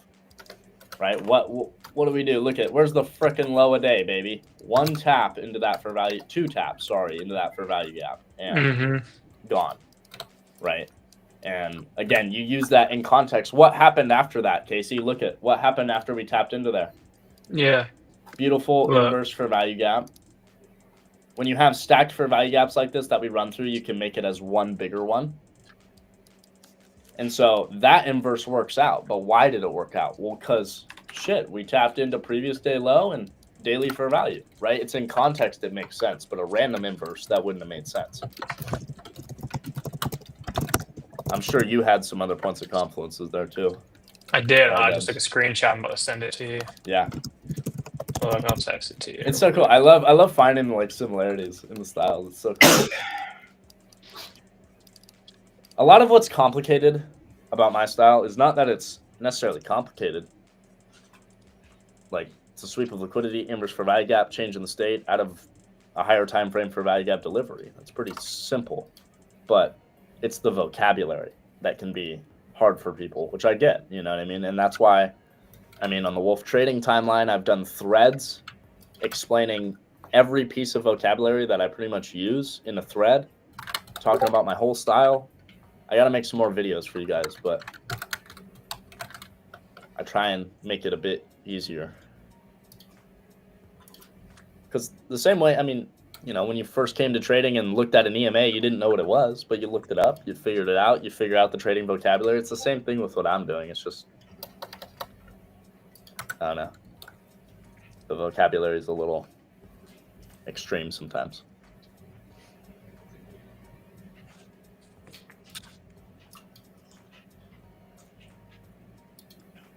I think it's so weird when we're lined up, Jordy, because you're doing that all with your eyes and with context in the markets. And most of the time, I'm just letting something I wrote do it for me. Yeah. And it's so aligned. That makes me feel good, though. That makes me feel good. I'm Right. like, damn, I'm like finding a similar entry that Joe's algo is. That makes me feel like, okay, I'm doing some good shit. The auto plotted levels that I made is like most of what I trade off of. Yeah. So it's so weird when they line up. I will say it is a lot of brain power. You know, like I get it. It's not as simple as like, you know, we're downtrending, we pop up to a 21 EMA and I'm shorting the 21 EMA. Like I get that. I totally get that. But I also don't think you're going to catch 200-point trades full position off of an EMA rejection. Like, you know, I want to catch those trades. I'm not going to catch those trades with the context being an EMA rejection. I'm going to catch those trades with this. And that's where I say, you know, simple is great. I love simple trading, but it can't be too simple. Like, let's be real. Trading is difficult. It's a hard thing. And like, it is complex. And so there has to be there is some complexity to it. You know what I mean? And I don't think that's a bad thing. Having some sort of complexity and being able to understand that is okay, especially if I'm understanding what's really going on in the market, you know, at least what I believe to be really going on. But it's all what style you are. There's a lot of people more like Frank style where they're quite scalpy in the market, right? And they're putting on heavy size and catching those quicker moves, more like minks as well. And that can work too. It just depends on what person you are. I just don't find consistency in like actual consistency with that for me. But that doesn't mean you can't.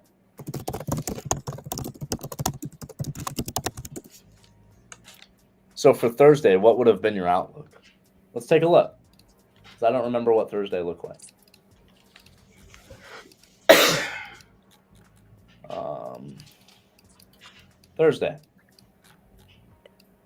Thursday, going into market open, we are taking out London session highs, Asia session highs. Asia session lows have already been taken. The untapped liquidity is London session lows. I'm bearish to London session lows. So look at going into the market, none of this price action has happened yet. We're taking out these highs. I'm already short bias to these lows, which means I have about 127 points to capitalize on potentially from the high. Now, are you going to just short that high perfectly? No, you have to have some form of context to actually be able to short here. But just based off the levels that we taken, I'm short bias, and look what the market did. Voila, down to those lows. Right. And of course, sometimes you're going to miss it. Sometimes you don't get the entry you want. You watch it happen, and you're not in it. Right. That's going to happen. You're not going to catch every single day, but at least you know you're doing the best you can with these spots, you know.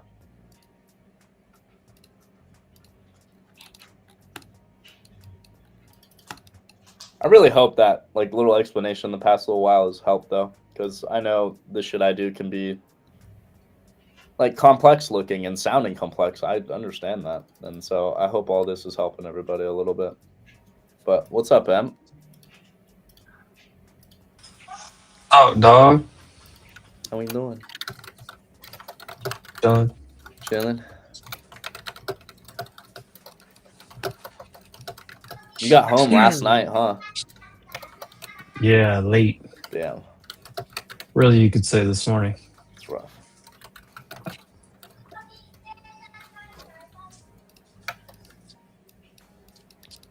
Not really doing anything. Still slow bleed.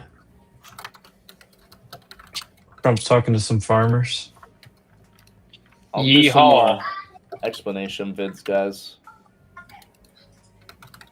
Dude, By the way, I like the freaking stream. jittery just sitting in these shorts, man. Move Yeah, faster. usually it's me.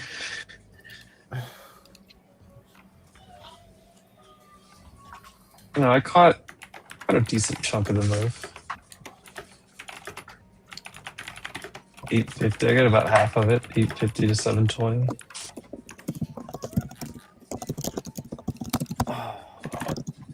Where is Knots? Yo, Oh, Knots is here. He's always here, sort of. Mr. Knotswell. yes. Zeta on the weekly. Does that look like a cup and handle to you?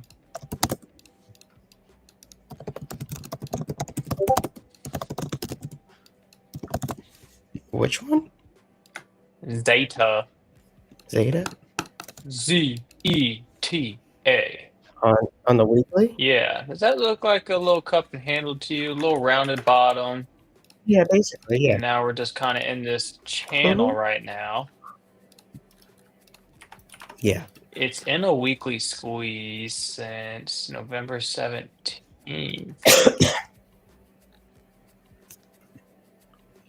You got your big support around 17 and 16. Your resistance is 21 to 22.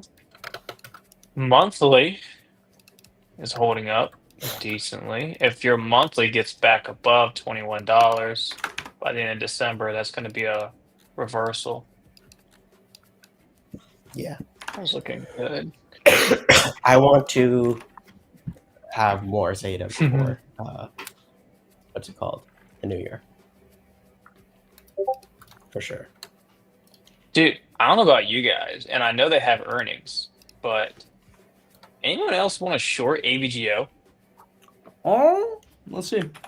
I wanted to long it on Thursday, and my dumbass Yeah, didn't. it was a great And I back went up test $3 long and some. off the daily 9. Well, you might be onto something if we sweep these highs, but By the way, that's why I'm long NUE right now.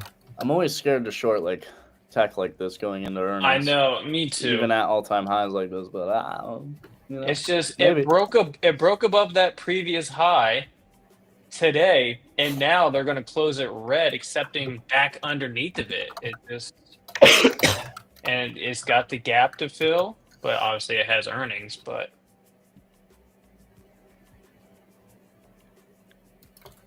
short AVGO on earnings week, dude. I know it's not ideal. Celsius, I think Celsius is a friggin' long right now. Look at that weekly. That weekly bounce was perfect. I guarantee you EMA was right there on the weekly chart, and that's why it bounced. I guarantee you. On which one? Celsius. If you go to Celsius on a weekly and put your EMA on, it's got to be close to where this thing just bounced and caught this little reversal. Like exactly right there. Yeah, I was going to say it's got to be close. 3840-ish. Is where your EMA went it? It's where the EMA is on the weekly. Yeah. Hell yeah. It opened up that week right on it, basically. It's looking good on the daily. 45 will be a big spot. That's where it can get a little choppy and stagnant. But after that, like 48,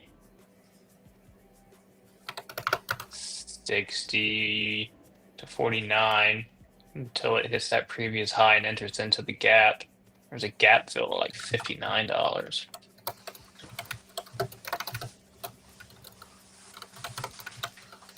Oh man.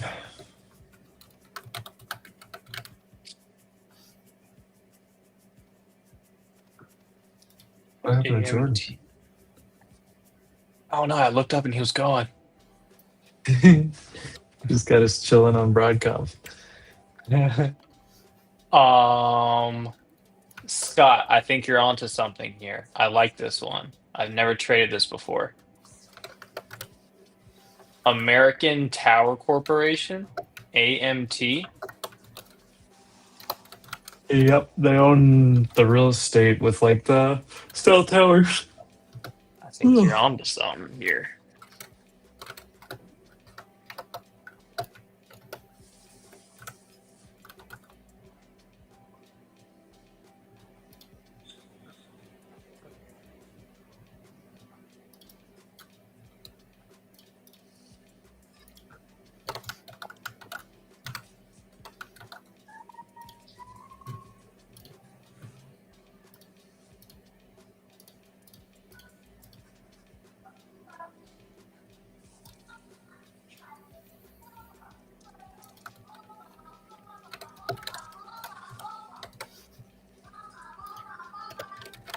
Yeah, that's got a daily squeeze right now. It's breaking trend line. That's a good find there. I like it. Picasso. Picasso, I like.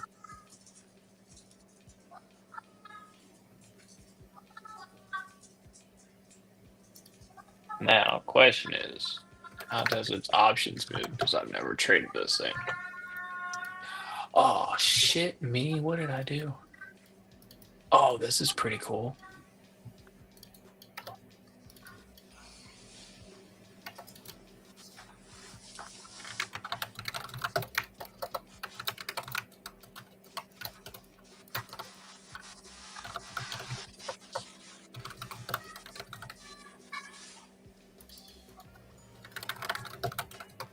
Dude, that was pretty neat. I don't know how I did that. Oh, right there, Trinity.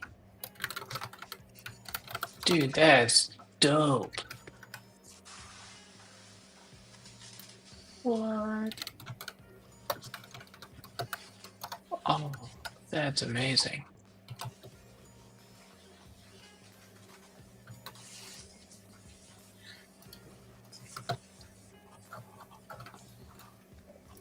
Dude, this is...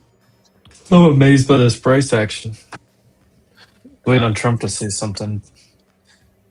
Waiting on Sydney Sweeney to partner with the new company. It's the only thing that's going to move this market. Unless they tweet something about soybeans again. That'll get the market going crazy.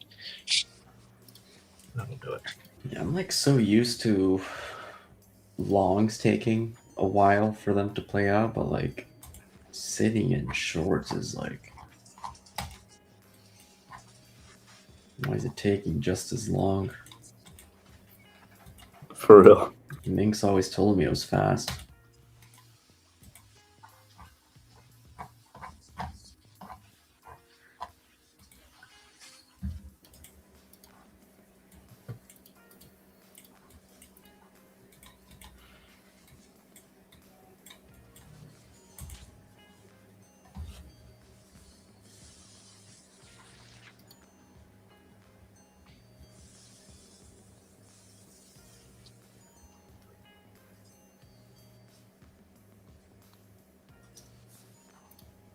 Come on, Rugged.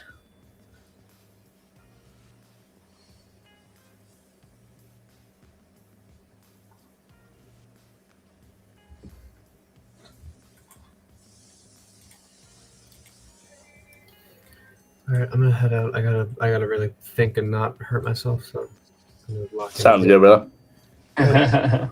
Peace out. I'll catch you guys tomorrow. Peace out, my man. Alligator. Later.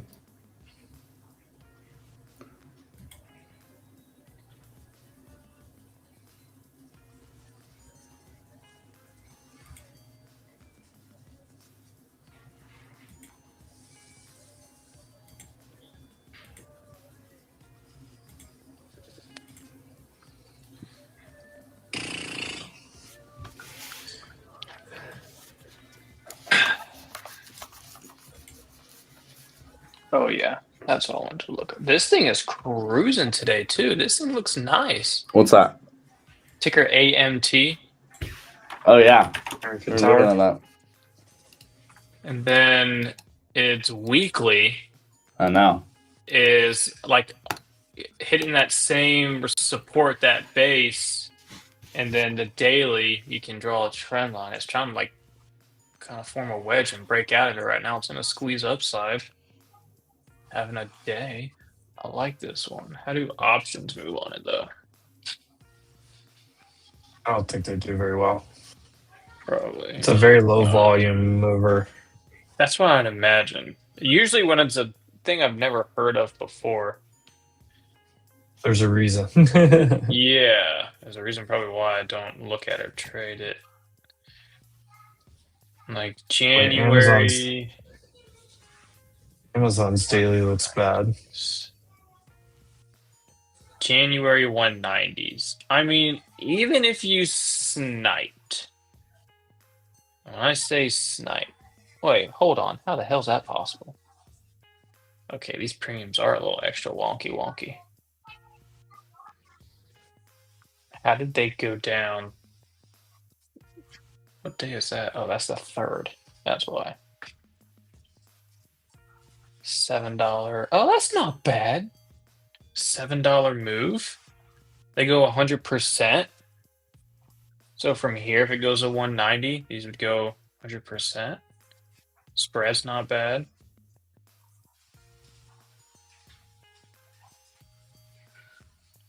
Volume, a little low.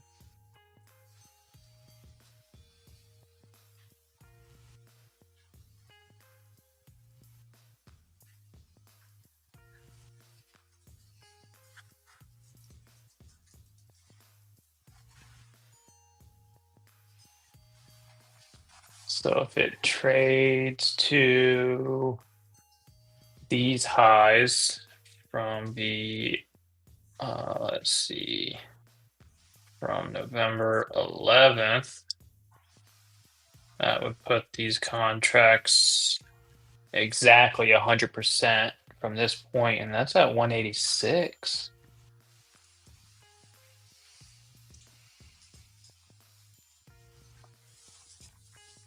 Hmm.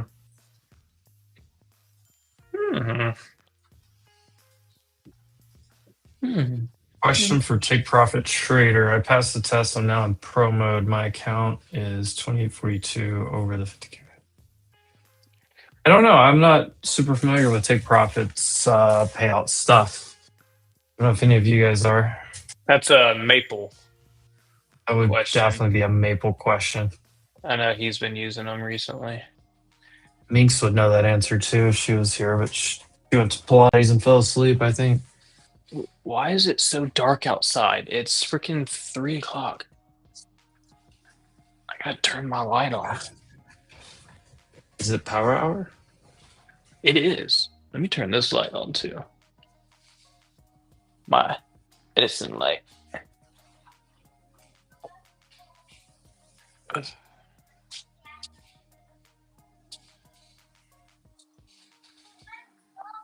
Oh.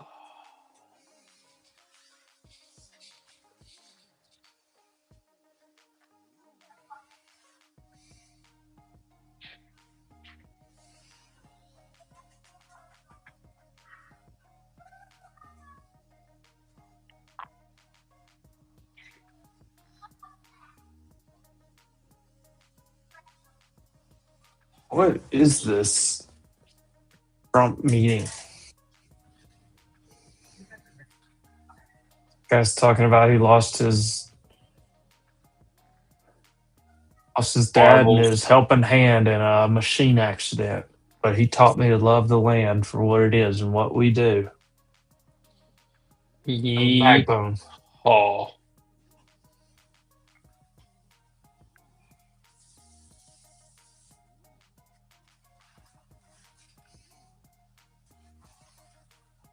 I'm going to be able to pass my farm on to my children because of you.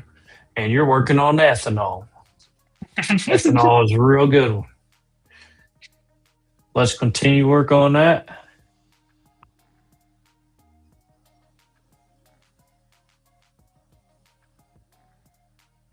I will glaze them up harder, Mr. Farmer.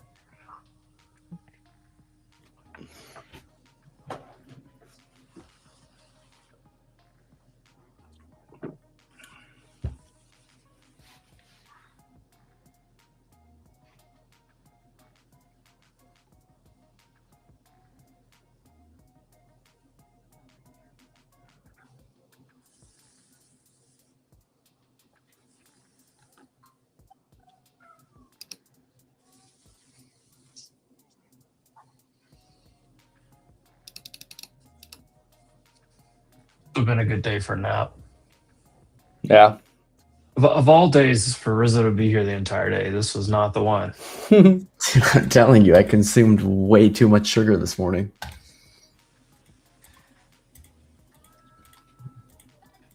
I am going to crash though, probably in an hour.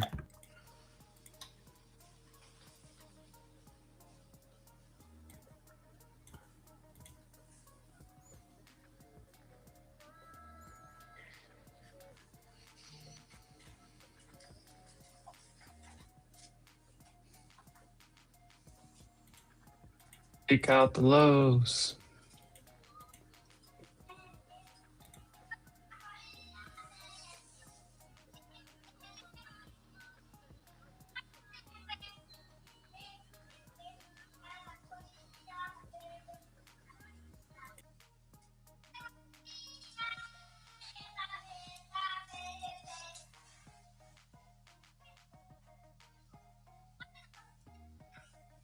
Come on, MDT, break underneath 101 and I'll do a safety trim for the first time.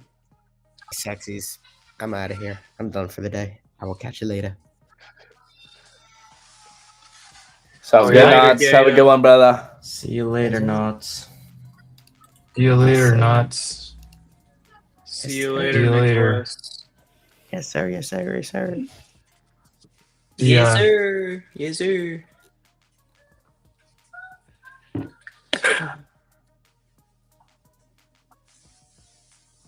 I don't know where Will's at, but tried to tell him earlier about Duolingo. And I'm in the calls. And they're up, baby. Oh, yeah. Oh, dude, look at the daily. Oh, baby. Oh, baby. Dude, yeah. Absolutely insane. Halfback 226.87. Nice little cup and handle down there. And Bro, then these are your plays, bro. The amount of times I hear you like playing a half gap fill, like type of play, I love it. So good. Beautiful.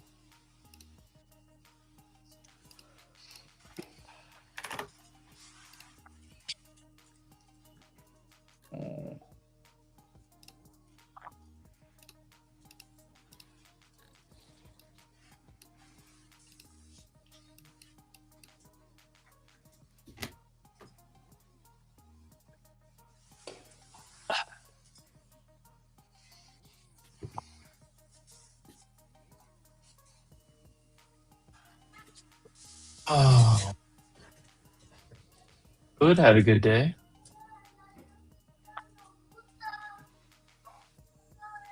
Bro, Duolingo's going to 220. Just watch. Unity software. Unity had a good move this morning. I'm not sure where it's at, but Oh, it's still up there, 7.5%. Yeah, finally one of my Hell swings yeah. working out. yeah, that's a big one right there.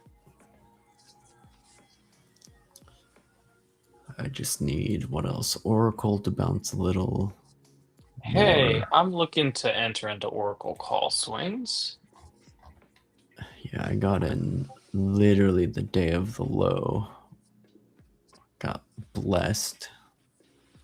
Would you buy it near 200? Yeah, I bought one for their earnings, the 250s for the 19th, and some March calls, 280s.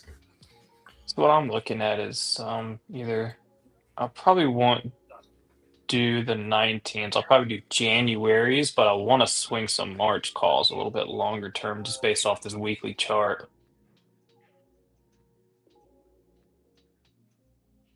This 220, 225 area is just going to be tough. So I'm wondering if it's going to pull back down to 214, 212, and I can dip by it there. Or if I need to go ahead and get my foot in the door and just add on the dip later on, because this weekly so far is looking good.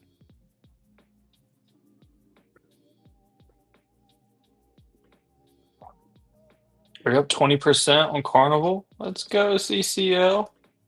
Cruising.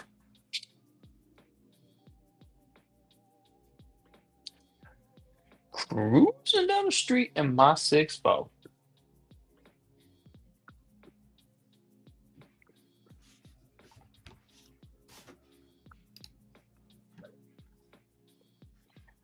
Went to the park to get to school.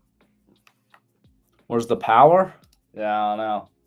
All I do know is it's a like 12% chance that we make a new low a day. So Is it really? yeah, That's it? yeah. So you're telling me there's Still could, but there's still a chance. But it's low.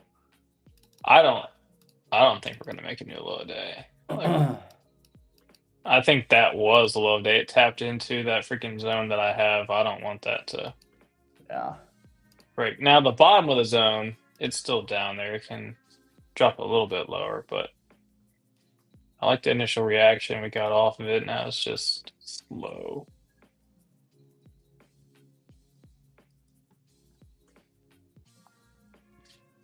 Cruising down the street in my 6-4.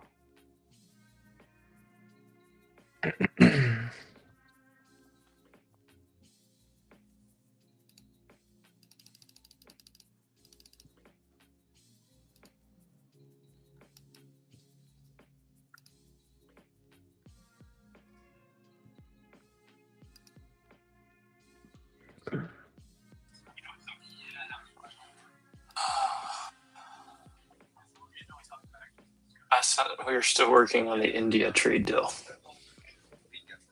Whatever happened to all these trade deals? They just announced but never came through.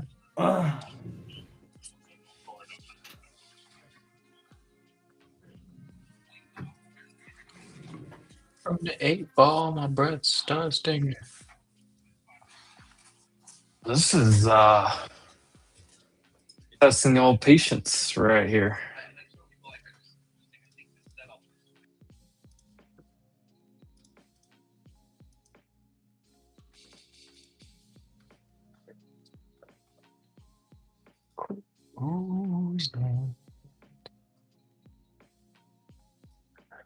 Cruising down the street in my 6-4.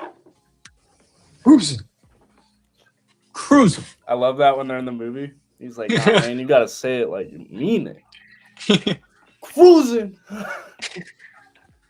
Oh man, you cruising. That's your 6-4. Cruising down the street in my 6-4. I remember when I first watched that movie, I found it so funny that Eazy-E was never meant to ever be a part of like the vocal lyrics. Cruising. And then he becomes Hard top crank, dog. yeah. So fire. What car do you drive, Jordan? I drive a Tesla.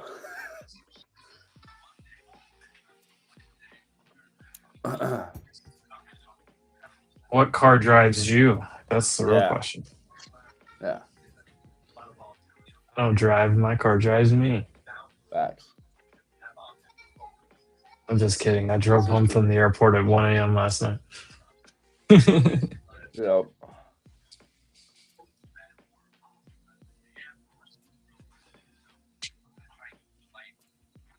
At least we're all like sitting here bored, doing nothing together, not losing money. Yeah, Cruise. agreed.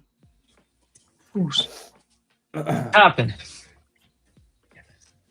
Chop, chop, chop. Some of these charts are just nothing.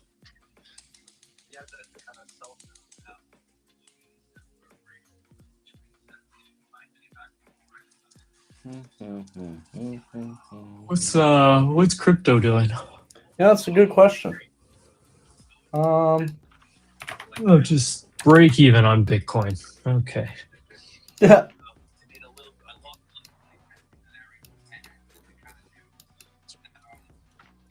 All I know is take us there, Em. I know you want a 6 handle. Oh, on Bitcoin, yeah. At least. Nothing to do here. My Tesla is doing just fine. Everybody's all scared because the dip today, but I mean, looking all right to me in the zone. Even if we needed to take out these lows, I'm all right with it. I'd like to see us respect this, though, ideally.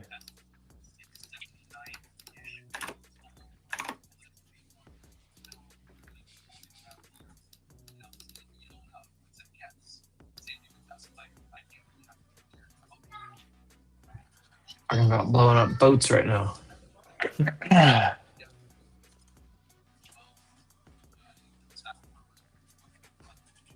Dude, I've gone through my whole watch list 3 times today. Yeah, me too. Dude, Carnival Cruise Line calls. Just do it. Long into the close, cues. Just fucking do it. No. Do it. No. No. All right. Telling you. When Jerome Powell comes out wearing a purple tie Trump's clowning. and Carnival Cruise Line rips and these go 100%, gonna wish that you did it. Rip it, cues. You are the most obnoxious reporter. You're a terrible reporter. This actually just crushing this ABC News girl.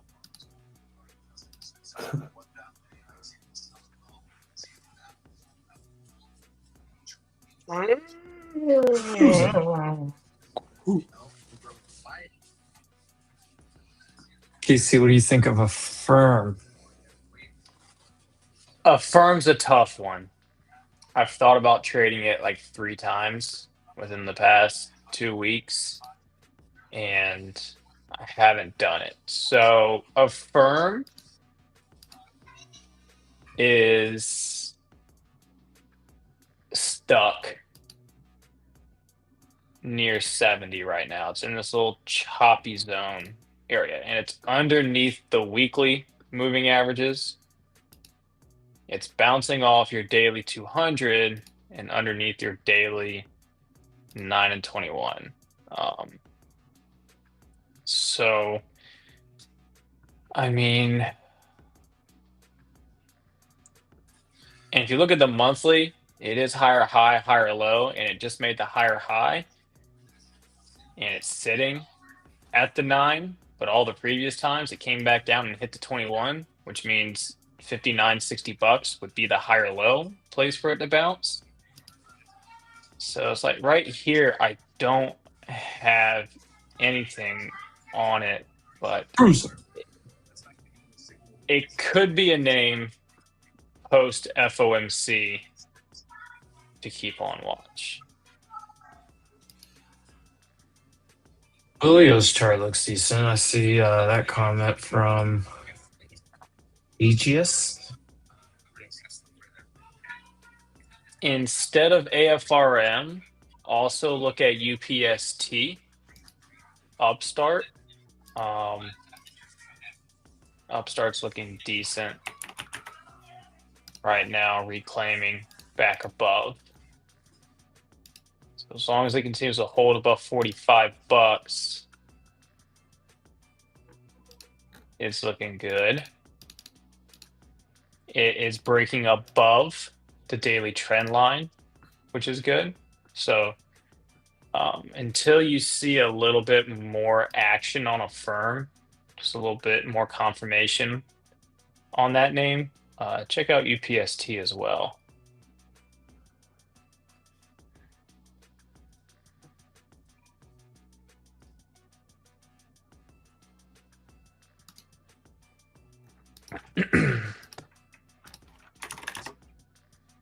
So right now, your big support on your gamma is around 67.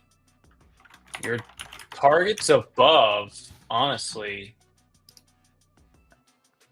the biggest spots are 75 and $80. 80 being the heaviest on both your NetGex and VEX. So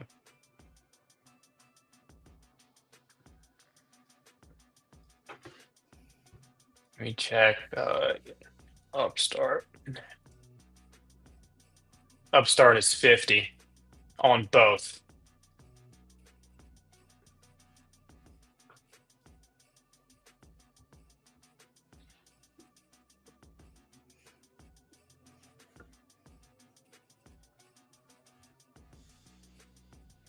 Which makes sense if it does start pushing back up on the 4-hour chart, holding above 45 to get that move up to 50 next. 45 is your support. From right here, 50 is going to be first major pit stop. It's at 47, so you're going to be risking, $2 potential downside for $3 upside. So it is a little bit better on the reward side than your risk. I usually like it to be 1 to 2, but there is opportunity there on UPST. Dude, what?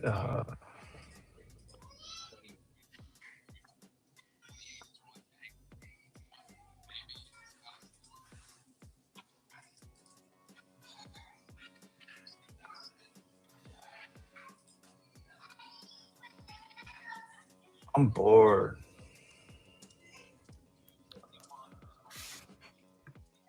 Oh yeah.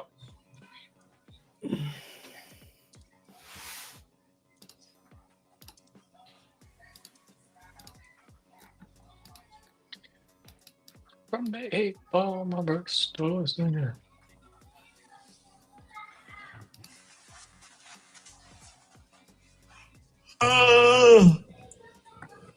Just trying to relive my my 2025 in music.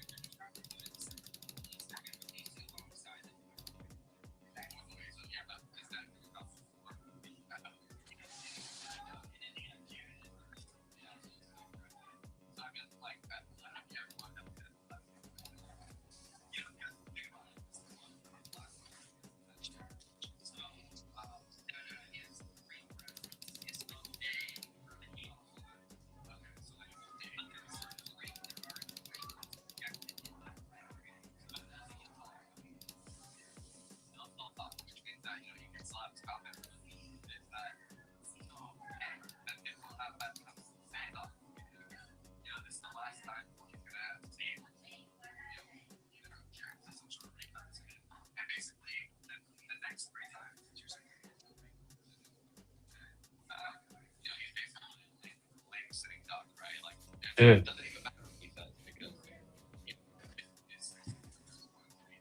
It's like browsing Amazon. I'm gonna start spending money. Oh yeah. They're building a ceiling on SPX at 68.40.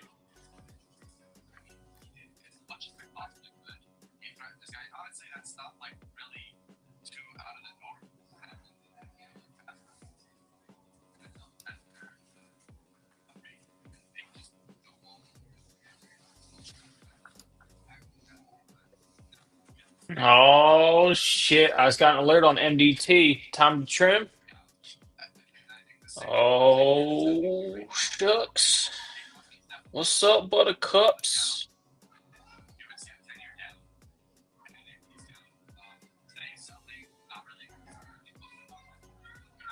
Oh yeah.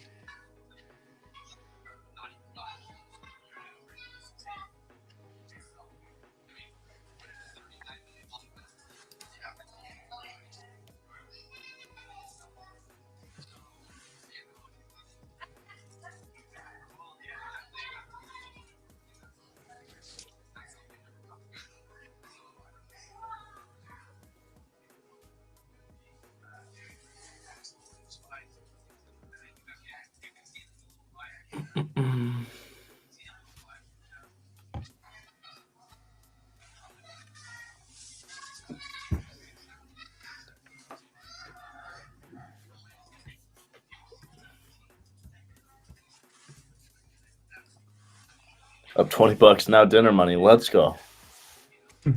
Huh.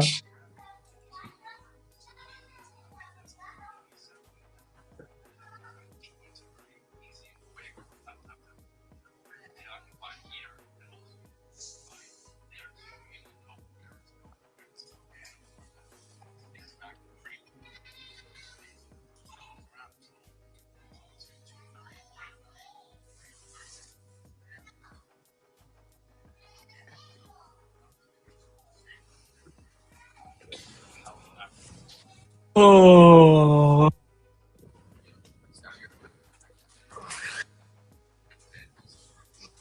I wish they would just go ahead and sell this off into close.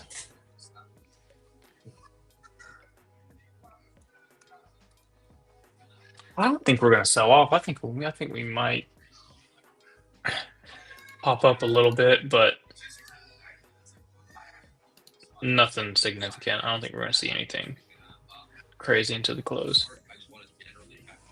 Oh, and I don't think anything crazy is gonna happen. I'm saying I wish they would just go ahead and sell it off. It would make it much easier to start trading. Yeah, I think the low, that zone down there, holds into tomorrow, and we actually open up green and see SPY back at I don't. I think 684. we're headed. I think we're headed lower. I think we're headed lower, but not tomorrow.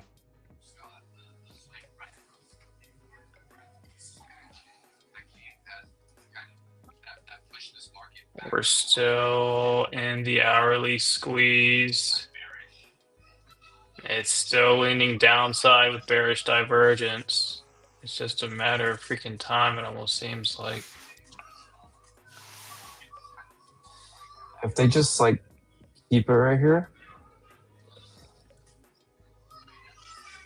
it makes it just the same float higher thing.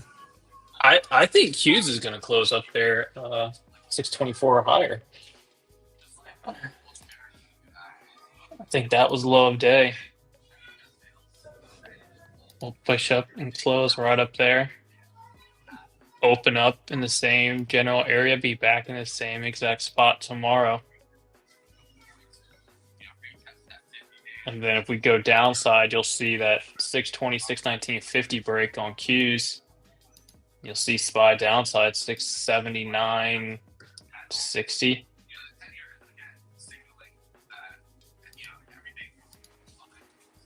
A downtrend, you probably close near the lows.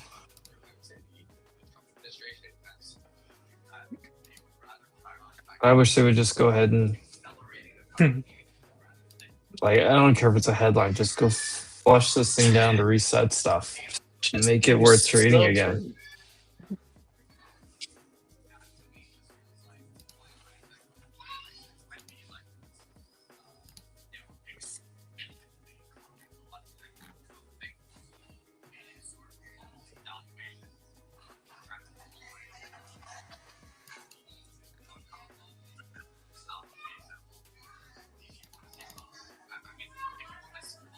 All right.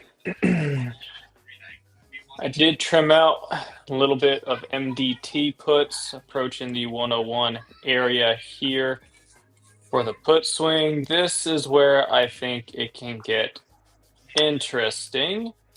Daily chart on this name, that's absolutely disgusting. If it gets a daily break and close underneath of this area here, it can start the move and flush lower. Those puts will really start to pay, but this is the spot. So I did do a safety trim here on the puts.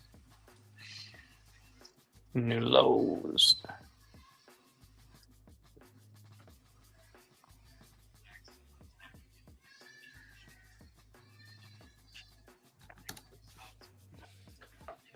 I'm murdering this pizza, Rizzo says. Let's go. Oh, I'm hungry too. Sounds good.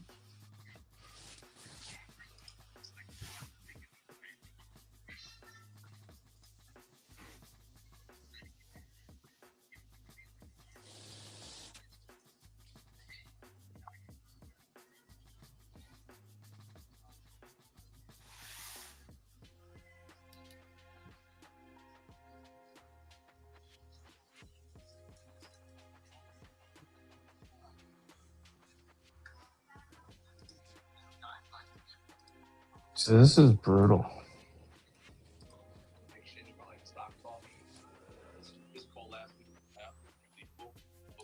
Trump's finally done. It's pretty crazy. Rizzo's shorting and he's eating pineapple pizza right now. Ugh. Weird day. That is slander. There is no pineapple anywhere. It's crazy that you have piña on your pizza. IWM getting a really nice rejection off the trend line. If you mark those lower highs since the 10 a.m. pop to 11:30, the 1 o'clock trend line right there just rejected perfectly at like 251.3. Coming down a tad.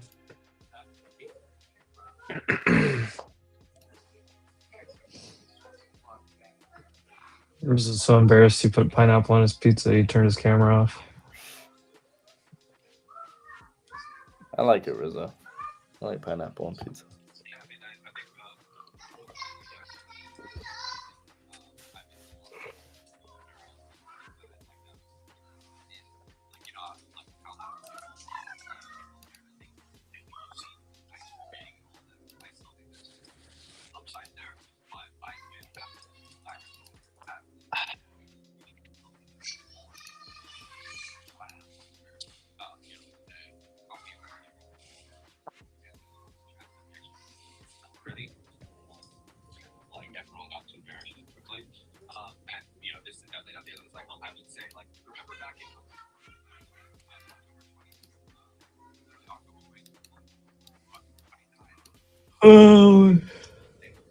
Oh. Drop it low, girl. Drop it low, girl. Man, that ceiling, 68.40 on SPX. Still That's the key. If you put pineapple on there, you gotta have jalapeno on there. And then it's like that sweet thing. I might try that. That's good. It's usually what I do. I think pineapple on pizza is the biggest disgrace to any American. But throw jalapenos on there. It's good with jalapeno. A little bit different story. I might try that. No, just the idea of warm fruits. I can't have warm fruits. Dude, you eat Apple pie, pasta give it to me cold. every day. Uh-huh. Do you eat cold tomato sauce, or what are you doing with your pasta, brother? Tomatoes aren't a fruit. Don't come and tell me tomatoes not a fruit, brother. It's not a fruit. Tomatoes are 100% Technically, fruit. yes. That by definition it is a fruit, but like Okay. Rest my case. You eat hot fruit every day of your life. Big hot fruit guy, huh? Big hot fruit guy.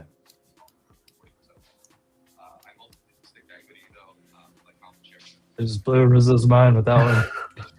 It's like, dang, I immediately it's a regret fruit. saying what I said. I'll say it's a vegetable. Yeah, I don't really care what you think, because it is what it is, sir. Merriam-Webster. Look it up. Webster was an idiot anyways. Stupid name.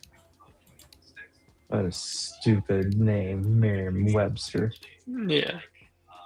What does Urban Dictionary say? That's all that matters. Well, I bet tomatoes got a probably interesting second meaning that I don't even know about. I mean, pizza is probably one of the most healthiest foods anyone can eat. Think about it. You're getting like all your major food groups in one thing. You're getting fruits, veggies, protein with your meat. You're getting your bread. You're getting your dairy with the cheese that's on there. I mean, what else do you need? You're getting all major food groups in Getting all one of it. slice. Yeah, just eat pizza and you'll be the most healthiest person. You'll live to be 100. Just eat pizza and drink Diet Dr. Pepper. Mm-hmm. And then you're good.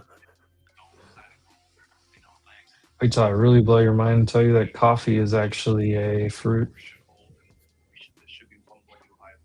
The fuck did you just say? Coffee's a bean, no? Where do you think the coffee bean is actually it's just a pit of a coffee cherry, which is a fruit. Oh, you're lying. Brother, get the fuck out of here. Sorry, Get facts the don't care fuck about your out of here. feelings. Dude, get the fuck out of here. Pumpkins are a fruit too. Yeah, I knew that one. Wait, what? Yeah. Dude. What? AI says a coffee bean is technically the seed from a fruit, not a true Bro, get the fuck out of bean. here. What? Oh, the fuck up. Fun fact of the day. Bro. It says there's a common misconception because we call them coffee beans because of their shape, but they're not. My whole life is a They're lie. They're seeds from a fruit. No, the life coffee is a cherry. lie. What? That's insane. See, this is one of those things. What's that effect? What is it called? Mandela. The Mandela effect. Yeah, this is one of those things. I swear to God. Like back then, growing up, this wasn't the case, but now all of a sudden, you research it, and it's like, yeah, it's always been the thing. It's like, no, it hasn't. No, it has. It's like Chick-fil-A, right?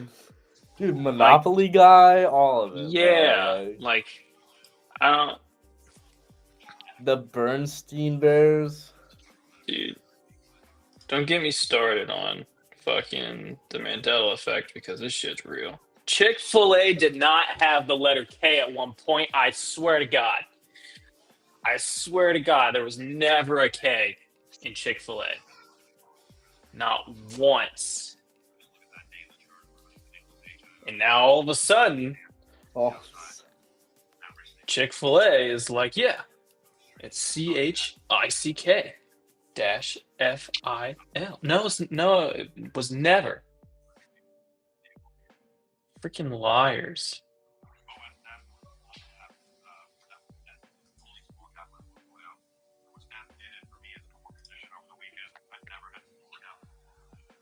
Oh. But yeah, the Monopoly guy, I mean, that's a big one. Yeah, I remember when I learned that coffee was a fruit, it was a pretty radical day. It changed my life.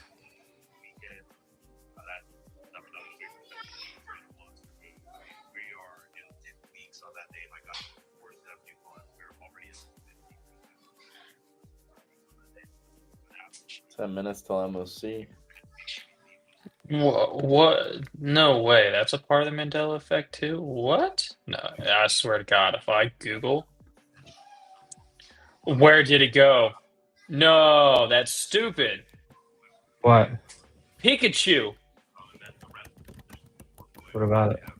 His tail, Pikachu's tail on the end of it had a black mark. Yeah, no, it doesn't. Apparently. Now it's No, it gone and doesn't. it's full yellow. Yeah, Oh, that's bullshit. it's No. fucked up, isn't it? It's fucked up. Dude, I guarantee you, I have some Pokemon cards in my safe. I'll go find it.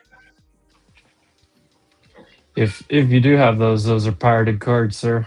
Yeah, bro, those are probably Dude, things I have you want some- to sell. No, I have some first edition Pokemon cards in my safe. I have some Japanese, what it used to be called Pocket Monsters before Pokemon.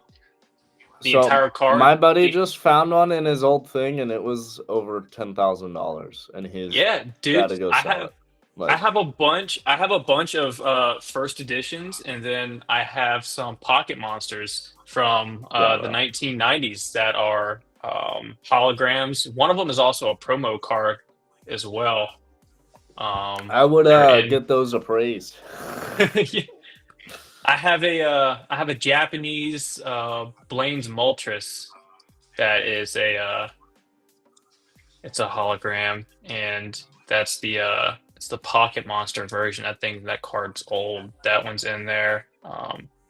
I'm pretty sure I have a first edition Blastoise in there Oh as yeah. well. Yeah. Oh no, not Blastoise. What is it? War Turtle. You got a Squirtle. Something like whatever the that. middle I one think is. that might Can't be fucking right. remember. I don't know. Yeah. But I have a few in there. I Googled a few of them. There's a few of them that are worth like anywhere from $300 to $500. I think the highest one I saw was worth like $2,000. Yeah, Boy, These but all there's came wow. from like some that are my little brother had them. ridiculous. Some are going for like $30,000, bro. I'm like, you're joking me. It's a card. What's up, Sim? Oh, Sims here? Yeah, I don't hear you. Look out. Oh fuck! I guarantee you, SPX calls Yeah. coming in Yeah. hot. Oh, let's fucking do it. Here, fuck it. Run it. Run it. Well, last time we did this for fun, we caught like 200%. Yeah, let's run it. Yo, can you guys hear me? Yeah, we got Yo. you now. What's up, What's up, dude? What's Dude, up? this is What's fucking up, Sam? insane. I Wow. love this setup. We're chilling. Long time no talk. It's been some time. Sim been lives in some Vegas time. at this point. Dude, it's like my second home. It's been a Yeah. whole ride. How was your guys' trading day today? It was good. It was a decent Monday, Low. but slow after the morning news. Yeah. Yeah, dude, I don't think we're gonna see shit until Wednesday. Market's Probably waiting. not. Yeah. Same.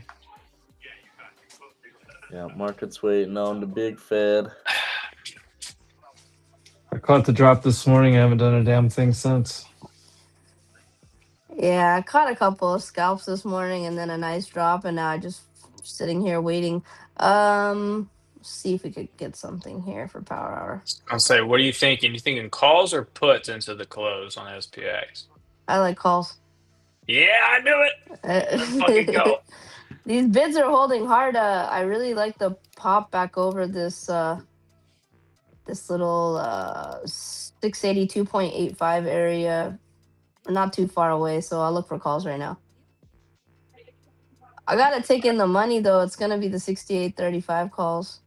Yeah, I was thinking about taking 68.40s and hopefully take them in the money. I'm not gonna lie, the 40s are actually decent, but they're moving a little slower, and that theta's hitting them. Yeah, it's gotta. If it's gonna be 68.40s, I gotta time it right and catch that momentum to catch that premium pop and get those deltas moving, get them quick in the money, and then sell it. Absolutely, I like 68.35 calls, guys. Orders in at 420. Smoke it if you got it. All right, I'm in at 420.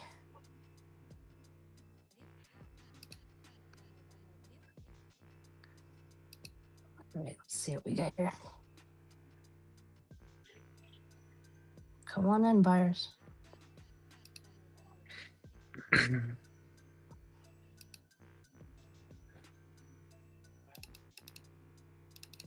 %10 here.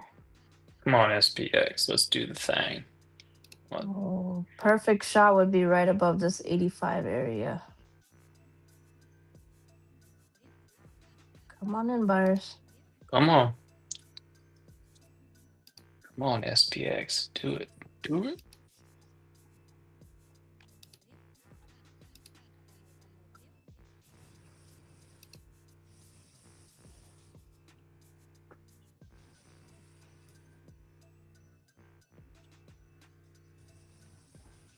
No.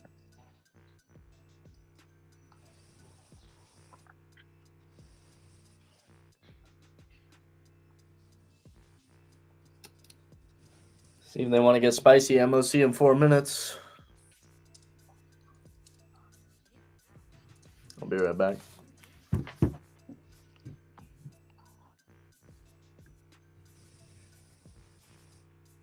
Nice. Keep going. Come on, you got to hold above this 0.73. 5, 4, 3, 2, 1. Oh, I gotta put the rocket ship on the chart. Here, that'll help. Here, you put a rocket ship right here. All right, and then put the magnet right here. Come on, if you're going to do it here. What time is it? Oh, we got FOMC in 2 minutes and 10 seconds. MOC? MOC 50. I got my crackers. I think they might sell and de-risk more. This is chopping around. Good bit.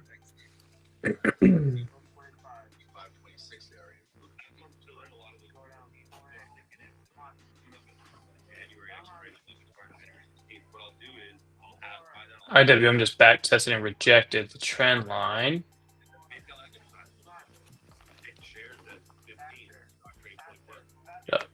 Not FOMC, just MOC. I got an average order in at 290. If it hits that, I'll take it. 290 is average. Let's see if these bids hold.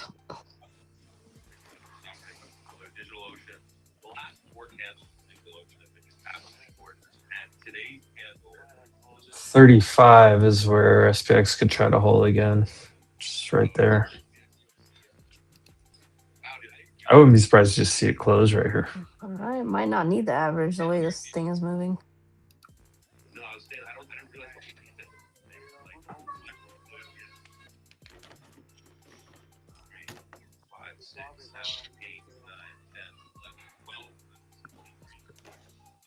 Gonna do it right here. You got 35 seconds until your imbalance is hit. All right. No movement yet. Here comes MOC. Oh.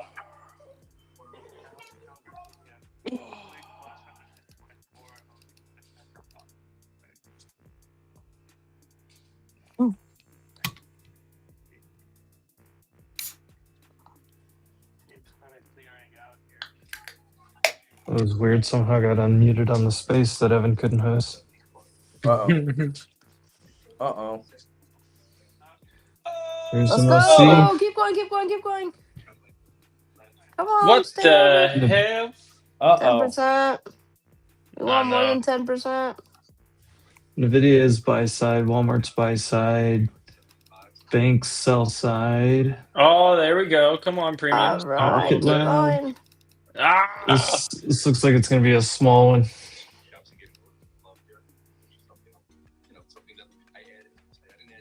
I need There's- 10 cents to the upside from here would be really nice. Get above 8.5. Come on. Come on. Nice poppy. Hurry up. No.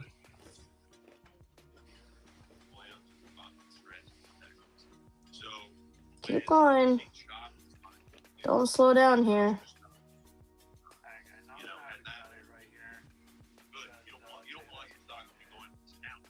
Come on, you piece of shit. Do something. This is taking way longer than it should. Dude, we've been at this spot for an hour and 45 minutes. Seriously, dude. Big back and forth here. Come on.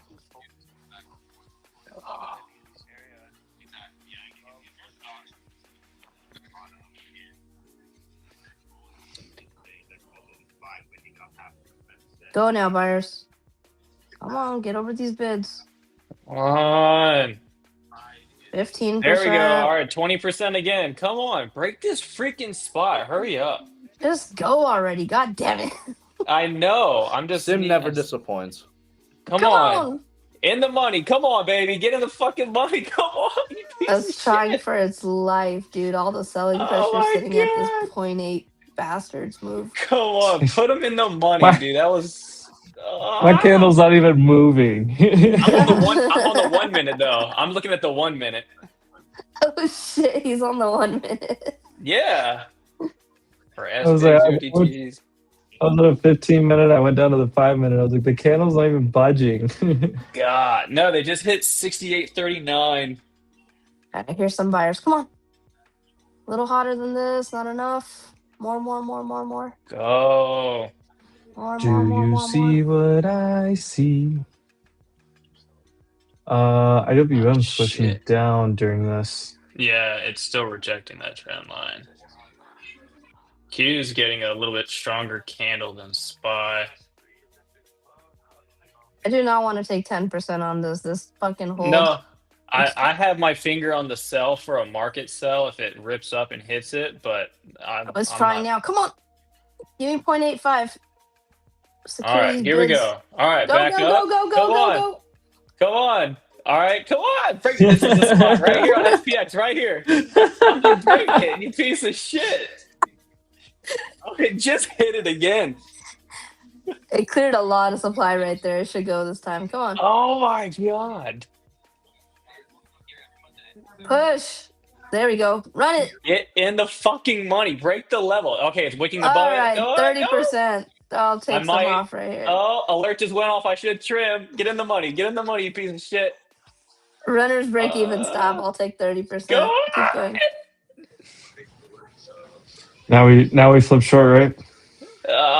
Which is right back to where it was. Come on, 68.40 is in the fucking money. Go. All right, It's rejecting it, you bastard. I market sold at 2. Oh, man. Hey, whatever. What? Profit is profit. Fuck it. What? Fuck this. What else? All What right, a I'm going to hit. watch for a re-entry. 68. Look at that. calls. Look at that. 68.40.08. Right to the magnet. Look at it. Look, I took a screenshot of this. Fucking finger on the trigger for that market sell. Look at this shit. Dude, nothing is moving. All right, I'm going to actually go to 68.35s. The 40s are about to burn. Oh! It's dropped to a 15-second chart, Am. It's Dude, fun on this chart. the 68.40 ceiling. Wait, I got shit, an dude. entry at 220.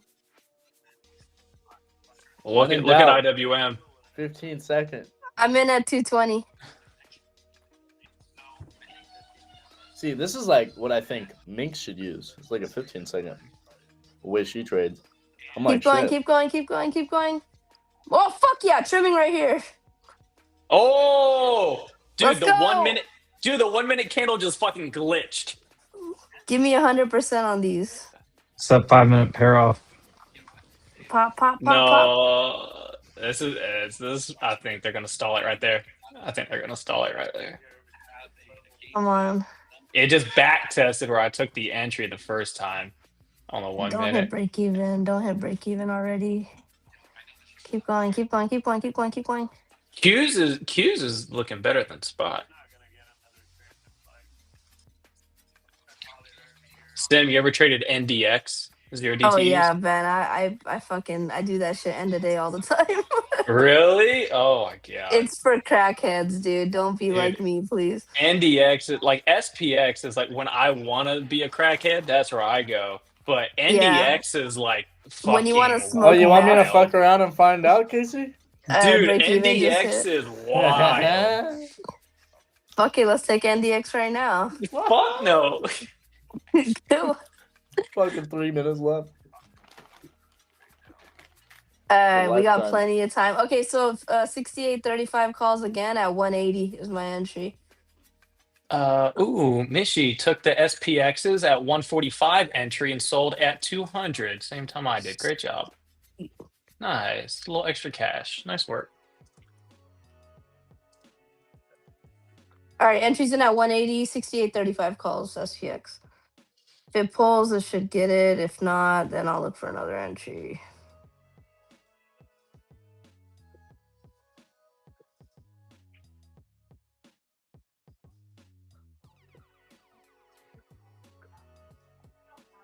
One more.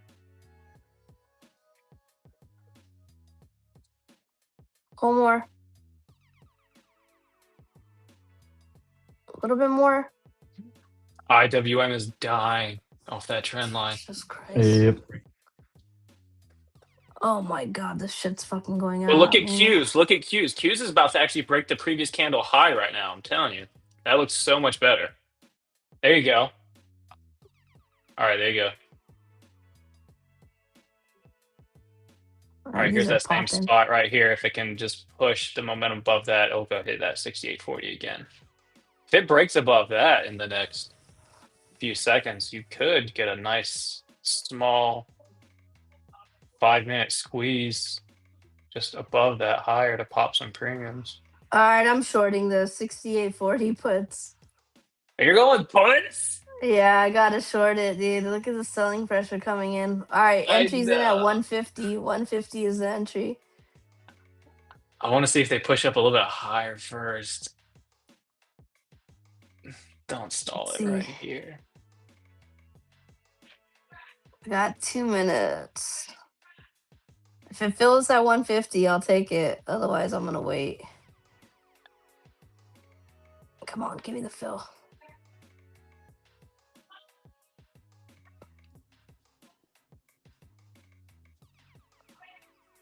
Nah, it's not trying to.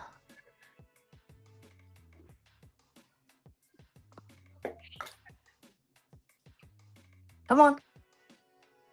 30 cents away. Come on. This 15-second chart will give you a whole nother level of anxiety. Dude, it's wild.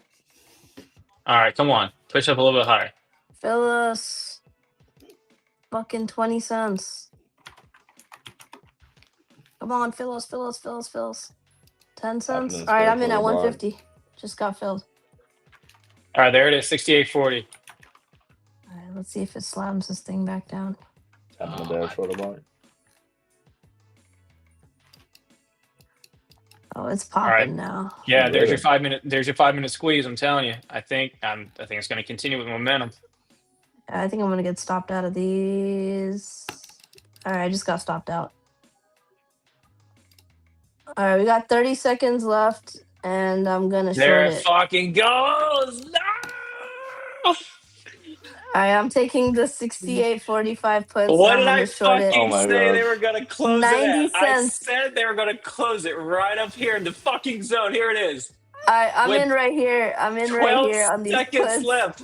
68.45 puts I'm in at 35 cents. VWAP hit. Market's closing directly on in 2 seconds in the middle of the fucking zone. Will it give it Yup. to me? No, it didn't give it to me. All right, I lost 140 bucks. Fuck you. Dude. Those those contracts went to 700? The calls No way. went fucking mental. Let me see. What they just close at? I only had one. It went to. They Oh, it's closed not at showing 660. me. They almost hit $1,000 though. The 68.35 is- calls, they went to 11.90. Yeah, the 6840s went exactly to 10, and they closed at 660 entry directly in the middle of that freaking chart. That was perfect. Nasty, dude. Well, that was fun. Hell yeah. Let's do it again. Dude, we called this shit out hours ago. That's why, Sam, when you first came in, I was like, Yeah. oh, Sim's here. I was like, I guarantee you we're going to be looking for SPX calls. I was like, it's the first thing we're going to be looking at is SPX calls. Honestly, it looked freaking prime the way it was holding.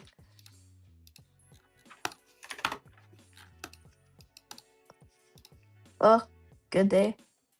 Oh, that Great was day. Great start to the week. I am. Someone said they took the SPX 6840s at 135 into the close, and they're going to settle at 660. Fucking awesome. Oh, fucking sick. Someone said, oh, Sim, someone said they got back into the 6835s at Yeah. 235, and they closed them at 700, but they went to 1240 right after. Nasty. Nice job, guys. Someone said, How damn, are you you both have seeing huge this? balls. Is there a chat on here? Oh, there is. I see it. There's a chat over here. I'm looking over in Discord as well, just because I'm on live streaming on both. Okay, cool. But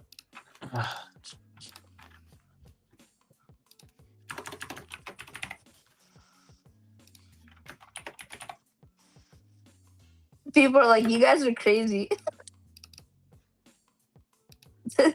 This ain't shit. We've done so much more than this. Yeah, it was exciting for what the afternoon was. Yeah. Yeah, absolutely. That wasn't nothing though. Shit. Yeah. Gotta run it back. You guys do this every 100%. day? Yeah, we're on stream every day now, Sim. So pop on. Man, start you're sending you the running link shit, whenever. dude. This is amazing. I We're love running it. shit. X, YouTube. We're running shit. Hell yeah. Hell yeah. But yeah, we kind of just switched into doing more streams because obviously the live video content is always better, you know. So Yeah, I'm gonna try to turn my camera on tomorrow. I'm not at my house. That's why. you're good. otherwise No I would've worries. done it. Not a big stress. Not a big deal. But this is fucking awesome. Okay, cool. I see the chat here. Okay. Yeah. The chat is connected to the X too, so any X chats you should be able to see. Is there like an app for this thing for the restream? We're like a phone app? Yeah. Maybe. I don't. Okay. If there is, I haven't downloaded it. On your phone, you got to do it through Safari. You just okay. Just do it through Safari. Okay. You just go to the web app link. Okay. here, let me send this chart out. Here we go. Yeah, so you can join from your phone though. I've done it. All right, Sim, I just tagged you on a post on X. Okay. You'll see. Look, it'll show that chart.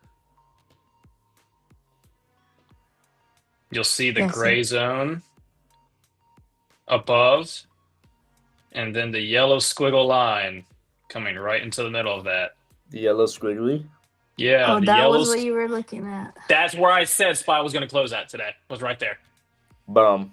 Directly Yo, sick. directly at the yellow squiggly line that's in the middle of that gray zone. I said I wanted to see SPY hold the bottom green zone. That was low of day. We held that order block that's right down there, and then we took the SPX calls. That was going to be the 5-minute squeeze upside. We closed right there, and we're probably Yeah, gonna you end up called that opening shit, dude, in the to the same T. spot. Very nice. That's nice. That's freaking beautiful. By the way, Casey, it was fun kind of going through both of our stuff earlier and getting to see the similarities and things. I love dude. doing that because it's just so funny. Same, dude. You get to see it all play out in both ways, you know.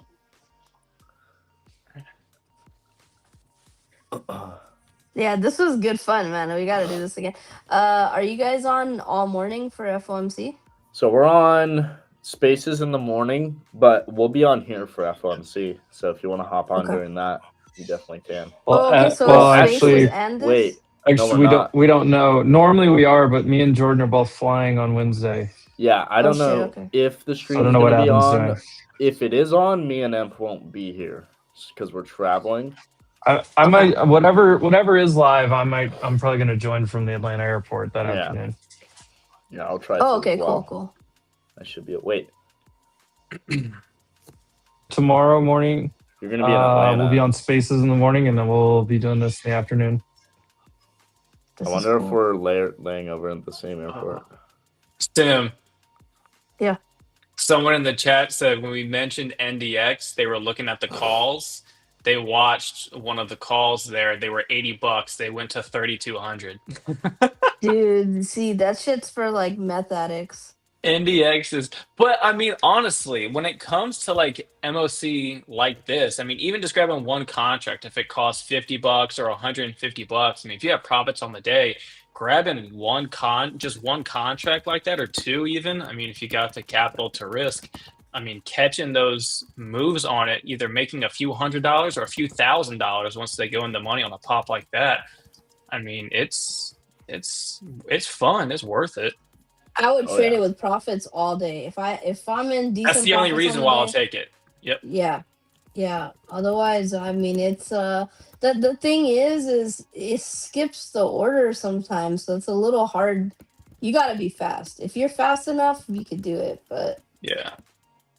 you got to be quick status. Yeah, like today, if earlier trading session, just hanging out, make $1,000 going into end of the day, I see where SPY and SPX sitting at, grab a call for $100, then you're risking just 10% of your profits Yeah. for the day.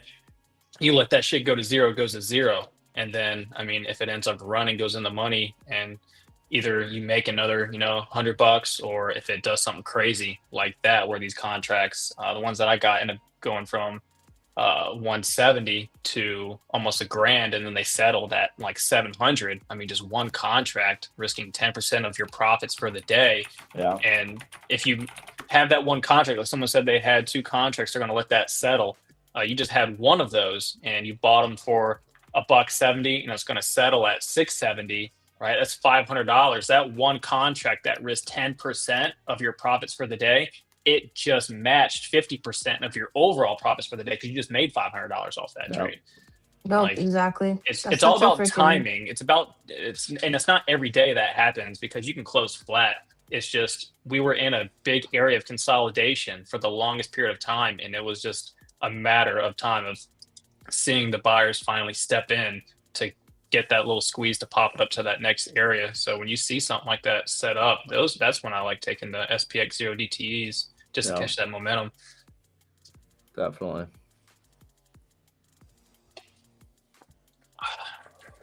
Well, all right. Well, I'm jumping off, guys. Sounds good. We don't have any earnings tonight, but we got some earnings this week, a few to look out for. So we'll watch that. Wanted to remind the crew too.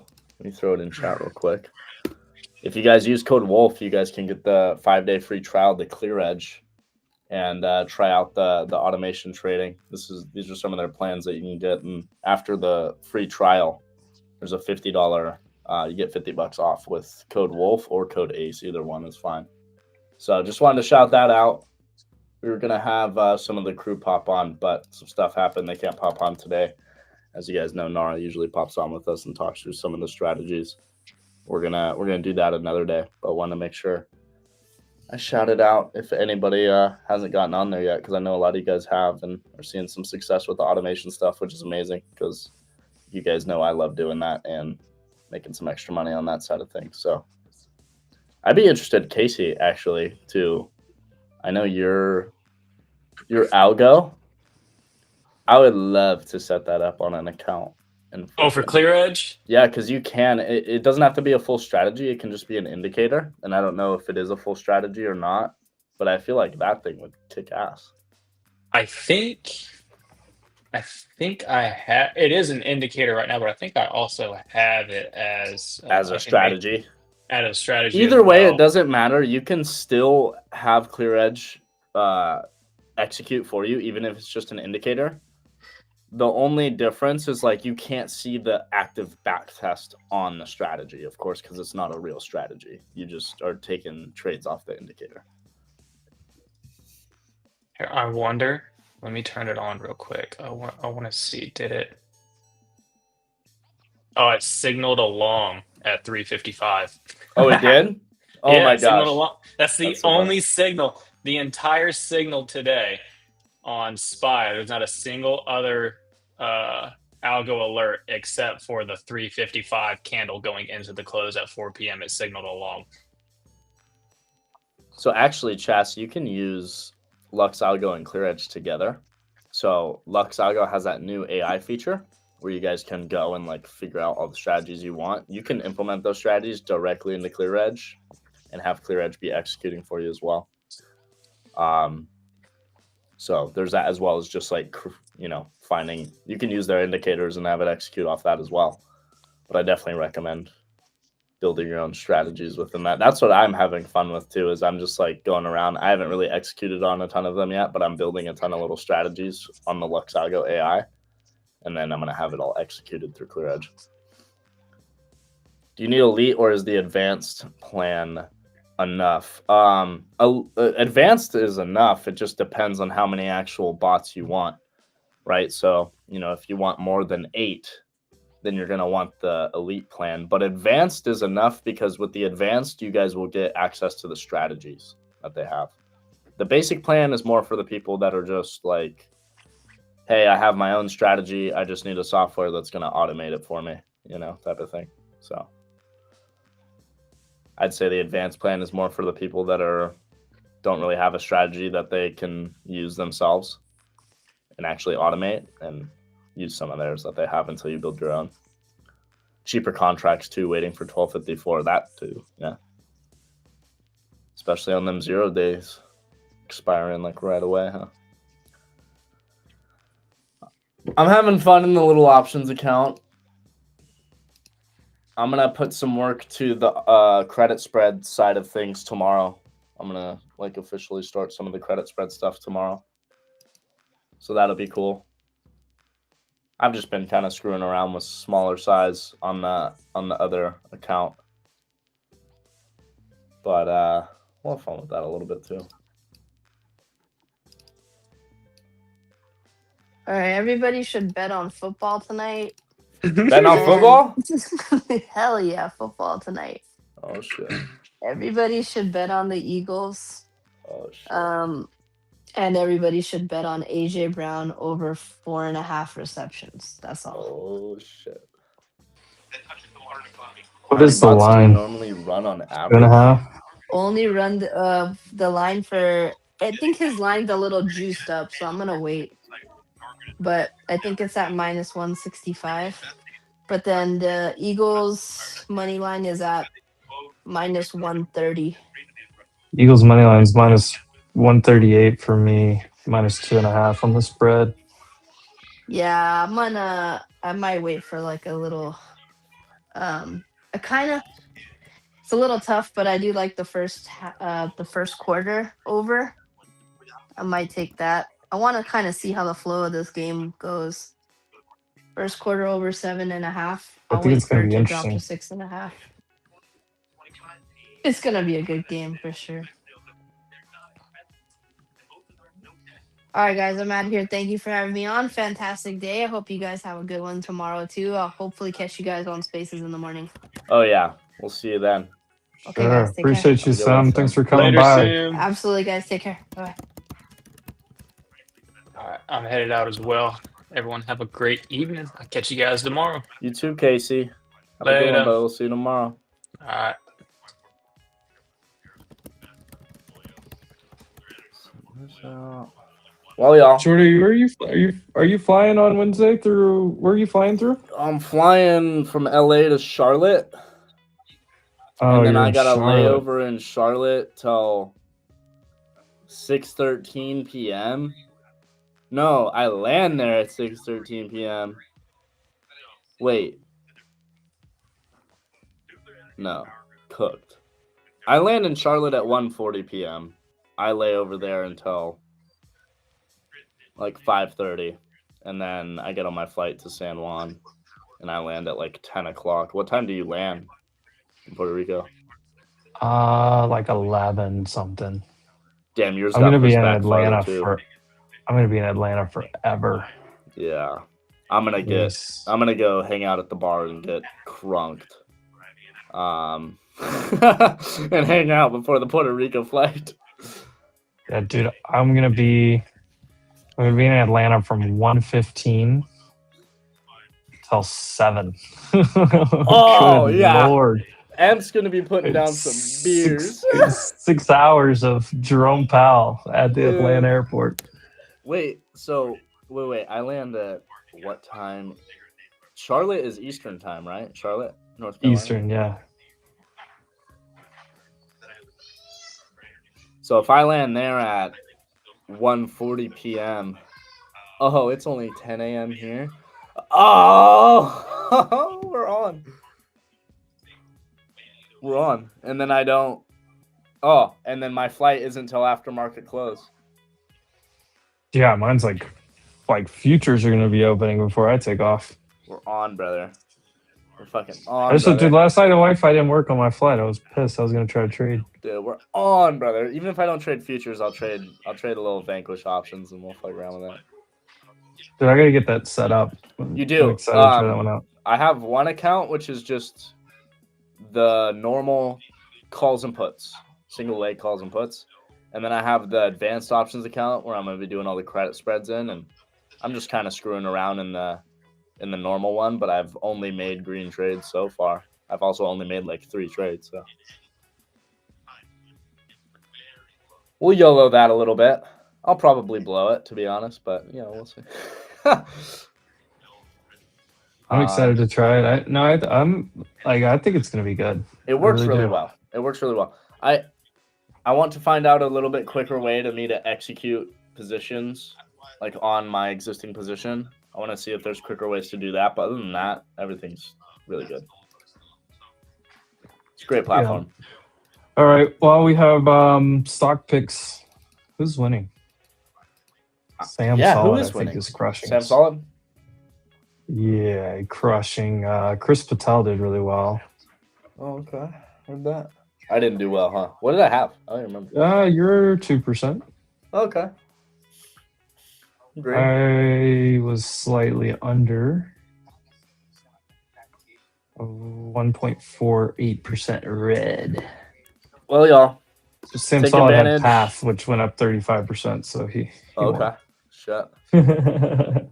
Well, y'all, we're going to hop off for the day, but always a pleasure hanging out with everybody. Make sure you guys are liking and subscribing. And again, if you guys want access to the automation stuff, you guys can try it out for free for 5 days. Use that link I just posted in the chat.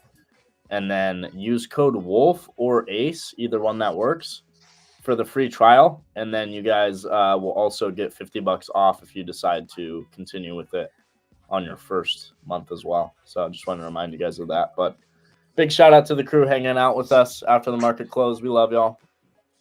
And see you bright and early tomorrow on Spaces. Everybody enjoy. Peace out.